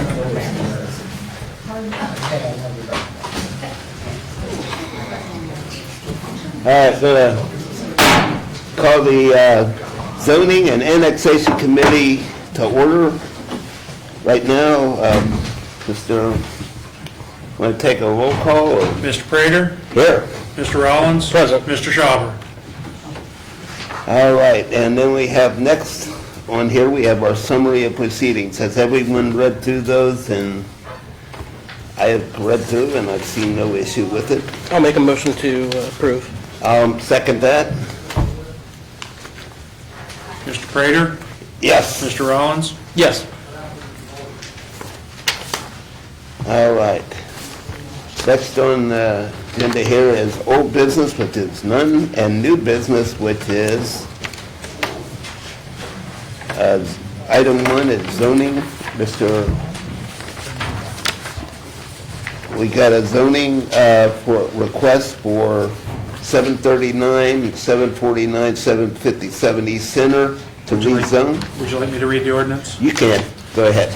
Ordinance amending the zoning map of the city of Marion by rezoning 739, 749, and 757 East Center Street from an OIA Office Institutional Apartment District to a C5 General Business District. All right. Yes, sir. Okay, James Walker, Regional Planning Commission. This is one of 3 rezoning ordinances. The first one, the full council already passed last week for 777 East Center. No, it's in front of council. Oh, it's in front of, okay, it's in council, excuse me. Yeah. My fault. And this one is the second one where we'll be rezoning the 3 properties immediately to the east of that to match up in the C5.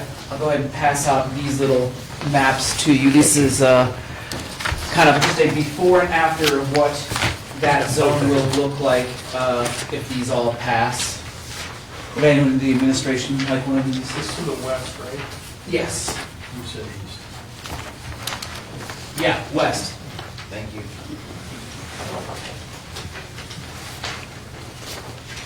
I'll go ahead and pull it out so I have it in front of me so I can remember.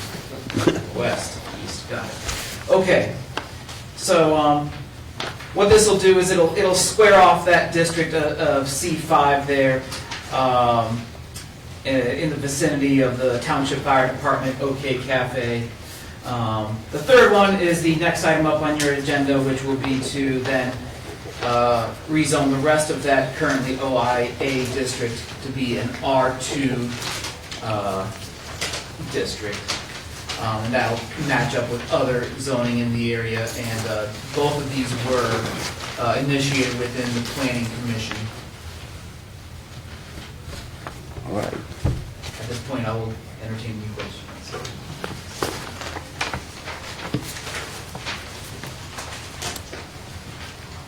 Does the committee have any questions regarding the rezone to C5? I don't have any questions. I don't have any either.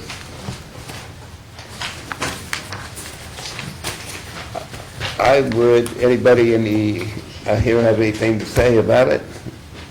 If not, I'd make a motion to move this on to council with the recommendation to approve. Second. Mr. Prater? Yes. Mr. Rollins? Yes.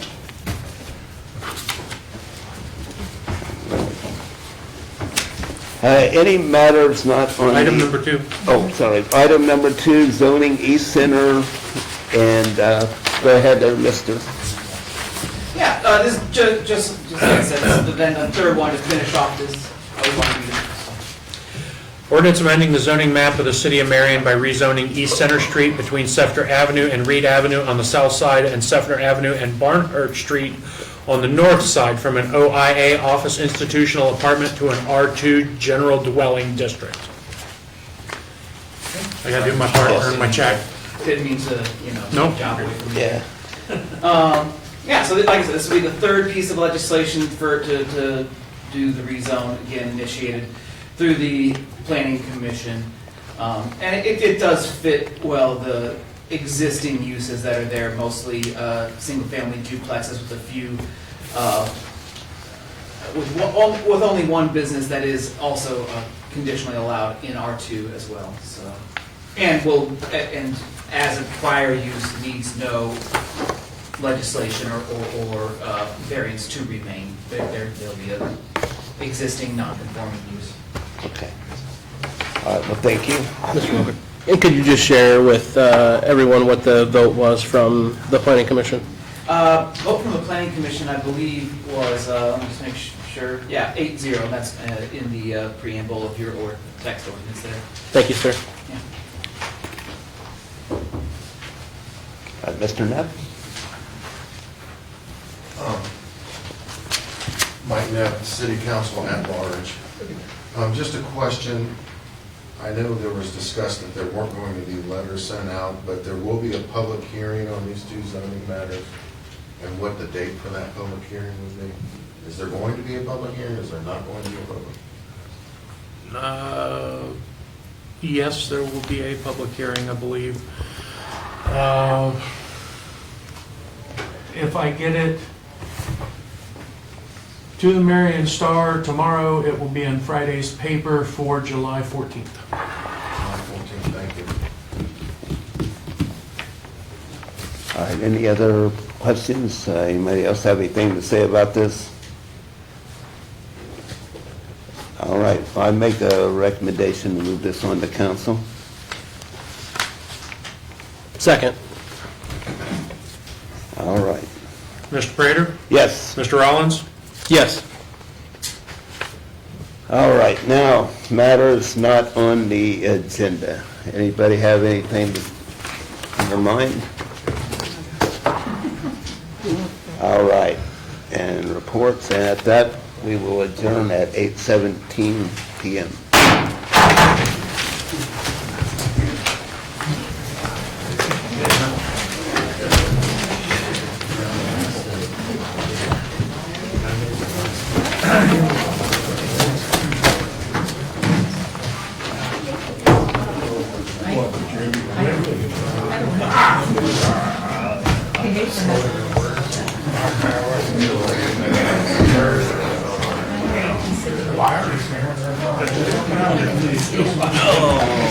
How we doing? Oh, just awesome. Yeah, just awesome, huh?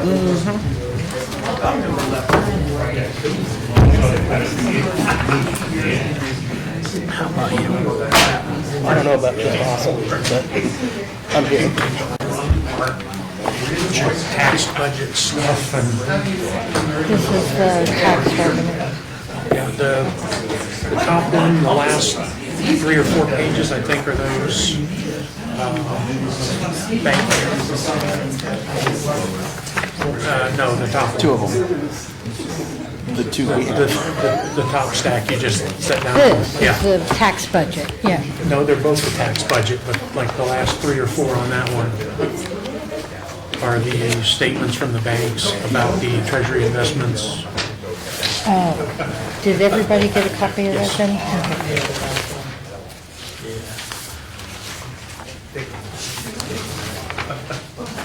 We have one signed. We have one signed. We have a signed one. I know. We call Finance Committee to order at 8:19. Clerk, if you'll take roll, please. Ms. Lang? Here. Mr. Rollins? Present. Mr. Rattler? Present.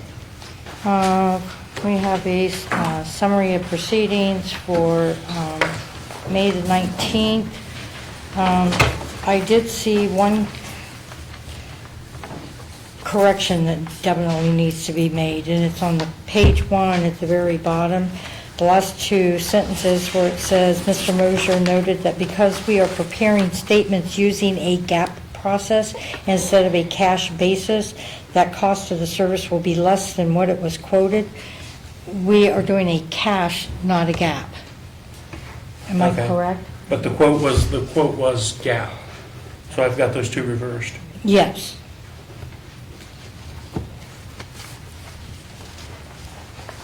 And that was the only major. I would make a motion to approve with that correction. Second, please. Clerk, would you take roll? Ms. Lang? Yes. Mr. Rollins? Yes. Mr. Rattler? Yes. Okay, moving on to old business, audits for 21, 22, 23.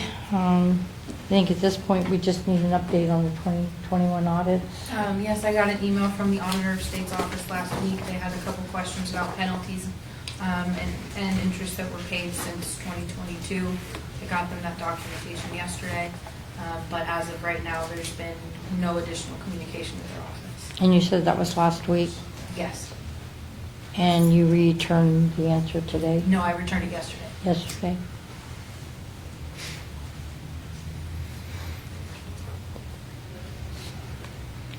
And since we heard from Clark, Schaefer, and Hackett at our last committee meeting, I think we're kind of know the status on that right now.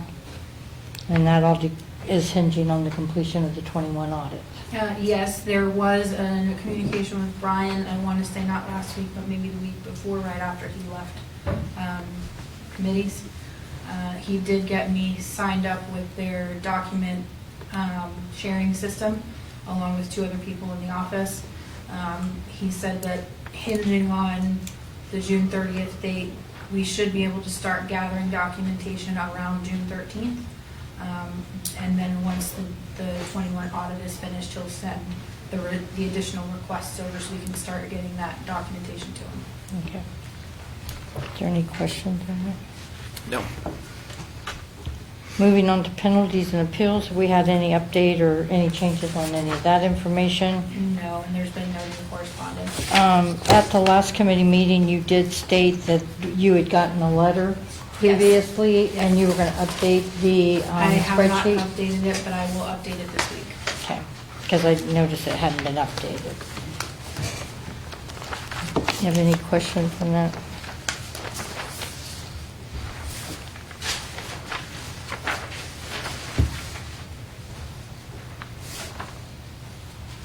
Moving on then to new business, item number 3, ordinance 25-0556. Clerk, if you'll read, please. Ordinance making adjustments to appropriations for the year ending December 31st, 2025. This went on to council. We had the first read on 5/27, and it was voted to return it to committee for a revision. Ms. Courtwright? It's been revised, indicating the match that was omitted in the first item previously when it came to you. And I tried to keep the budget balanced, so I looked at some salaries and benefits. It looks like we could reduce some from the opt-out. After the first quarter's been paid, we can determine that. And some of the salaries that we did some shifting when we hired the clerk in the police department, part of the budget process as well. So that is a balanced budget, and we will just look at that later in the year and see how we go. But that way, it's not an increase for the match. The only increase would be funded by the grant return. Is there any questions? Maybe more for the law director. Since we're keeping, it looks like the same ordinance number, that it came to us from council and we're sending it back amended, do we need to say as amended? Actually, I think there's a rule that's been referenced before at previous meetings that while an ordinance is in committee, the committee can't amend it. And this is probably exactly what that rule is for. So now that you've gotten an indication of how it should read, you can refer this back to council as it was with the suggested changes attached, which is what you have in your hands now. So council would have to amend it. That's a long-winded way to say, you got to send it back to council because you can't amend it because of the rule, but you can suggest to council that it amend it when it gets back Monday night with the format that the Director of Budget Management shared with you. Okay, then I'll make a motion to send on to council with recommendation to amend. Second. Clerk, take roll. Ms. Lang? Yes. Mr. Rollins? Yes. Mr. Ratliff? Yes. Moving on to item number 4, Finance 27 Appropriation Amendment. Clerk, would you read, please? Ordinance making adjustments to appropriations for the year ending December 31st, 2025. Okay, this has come from Ms. Courtwright. So these are some items that were not appropriated in the original budget.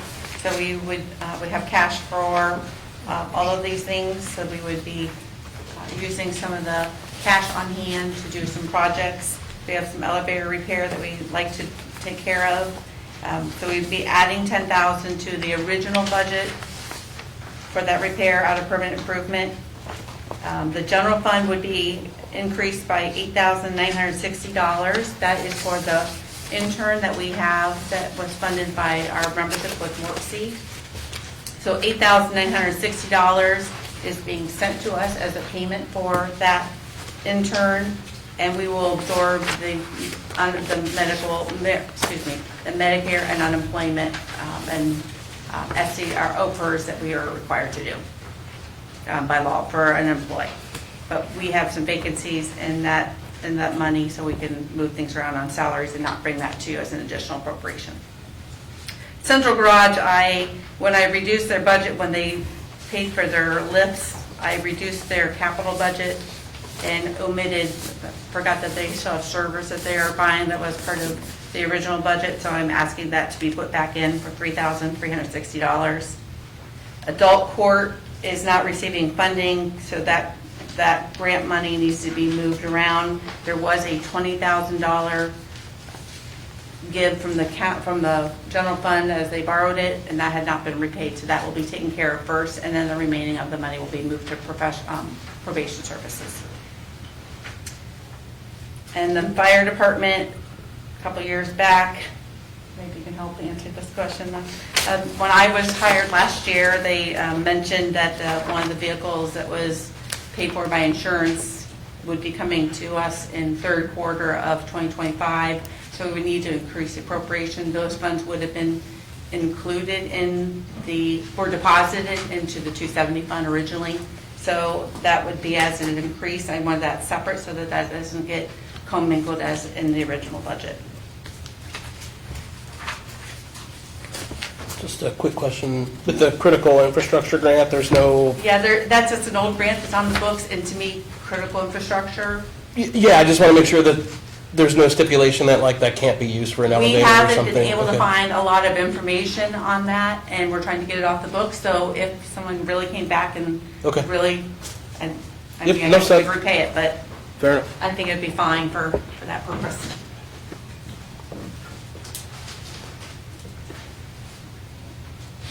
Any other questions? Motion to send on to council with no recommendation. Second. Ms. Lang? Yes. Mr. Rollins? Yes. Mr. Ratliff? Yes. Moving on to item number 5, Finance 28 Tax Budget Resolution. Clerk, would you go ahead and read, please? Resolution approving and adopting the tax budget for the city of Marion for the year ending December 31st, 2025. 26, I'm sorry. I got the wrong date on there.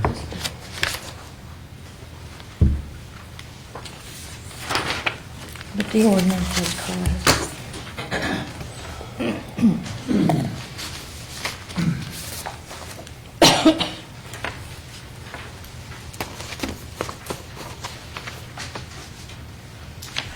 this is coming from the auditor's office. This is an annual have to do.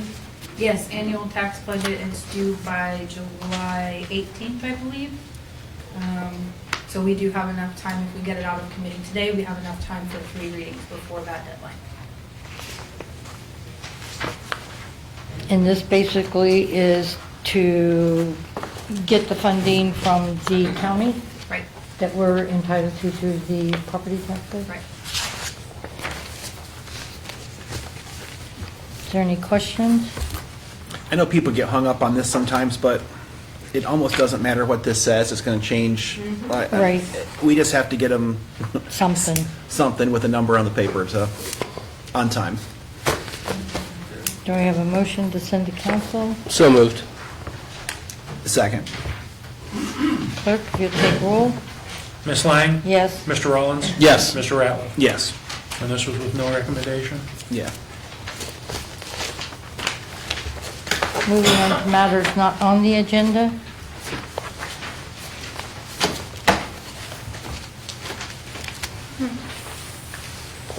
I have a couple questions. Andy Craig, 365 Silver Street. I was wondering if we ever received the $87,000 transit grant that we were waiting on. You don't know. There was an $87,000 grant that hadn't been received yet. Oh. You guys were Yes. waiting on Yeah, it, but we we thought did. Doge might have gotten it. No, we did not get it. We did not get Doge, I should say. We didn't get Doge. If that's a word, I don't know. It is No, not. we did receive the funding. Okay. It came in after I did my March first quarter, third quarter of the grant. March 31st is their third quarter. So they said that that will be submitted with the last payment. I've been tracking those, the costs, so I will bill that separately. I was just worried that we got No, Doge. we did not. No, we did not. We did get it. Thank you for reminding me because it was on my list to point out. And then I saw today, I saw the Love Your Neighborhood thing, and that's great. It's a little concerning that we hauled off so much trash and we're not paying our trash bill, but that's neither here nor there, I suppose. I saw that people are able to make donations to that program, and I didn't know if there was like a line item set up or how we're managing donations to that program, or it's always been that there's been able. It's new. We added that to our budget for the general fund. Okay. So there's a specific line in the original budget. Okay. Love Your City was the title. Okay. So that is separate, and we do have revenue and expenses set up to that one to accept the donations, and the donations would help offset some of the costs that go along with that. Okay, I just wanted to make sure that the donations weren't just being handed over and that they're being managed. Thank Nope, you. they're managed. Are there any other matters not on the agenda? Mr. Mayor. Madam President, I was notified by Ms. Courtwright last week that she will be accepting a new position somewhere else as a treasurer for a school in the area. We will have her until about August 1st, so we will soon begin the process of posting the job description and trying to replace her, although I think that will be very hard. It is my intention to absolutely replace her and try to get somebody in here to get some training from her prior to her departure in August. So I just wanted to notify council of that before they saw the posting and wondered what happened. And I'm sure she would be open to an exit interview. I don't think it has anything to do with the administration, but her life before coming here was always being a treasurer, and I think she would like to go back to doing that. So. It will be a great loss. Are there any other matters not on the agenda?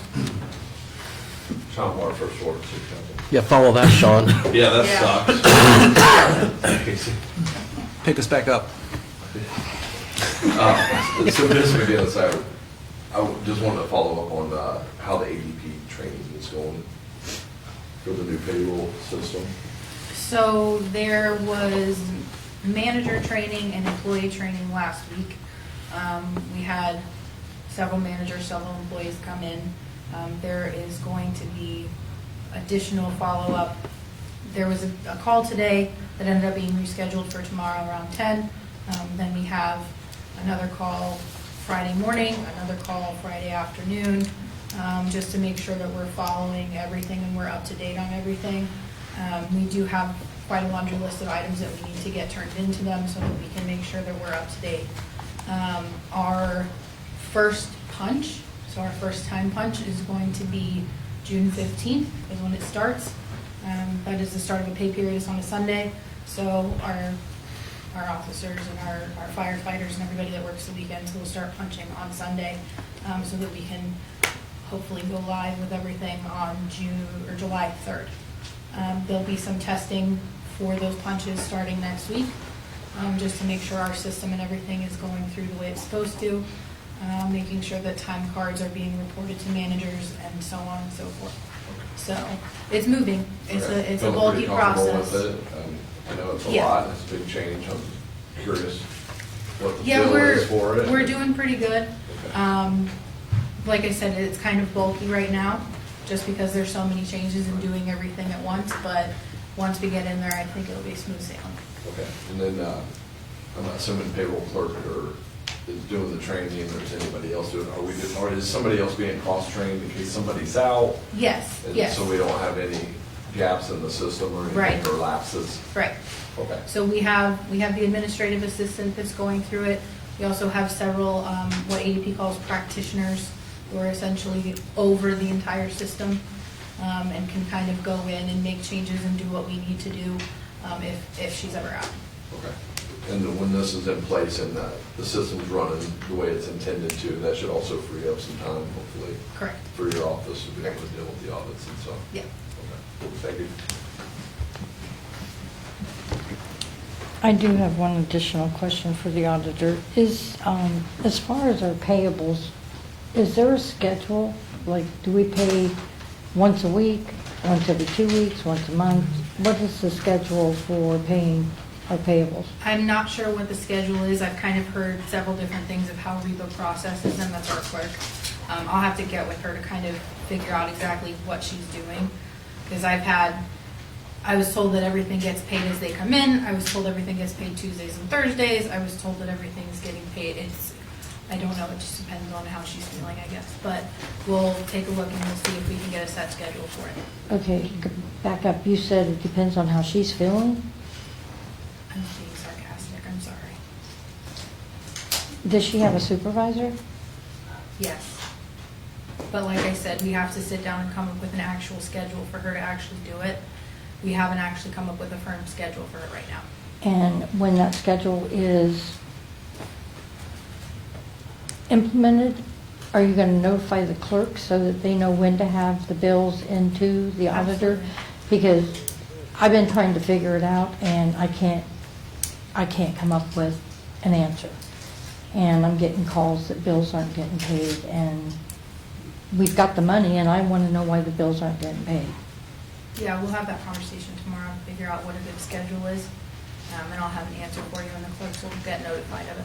Thank you. Is there any other questions? If not, we're adjourned.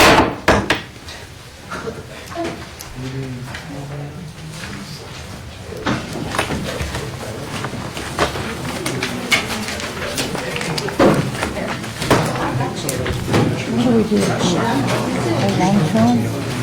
Just there for an hour.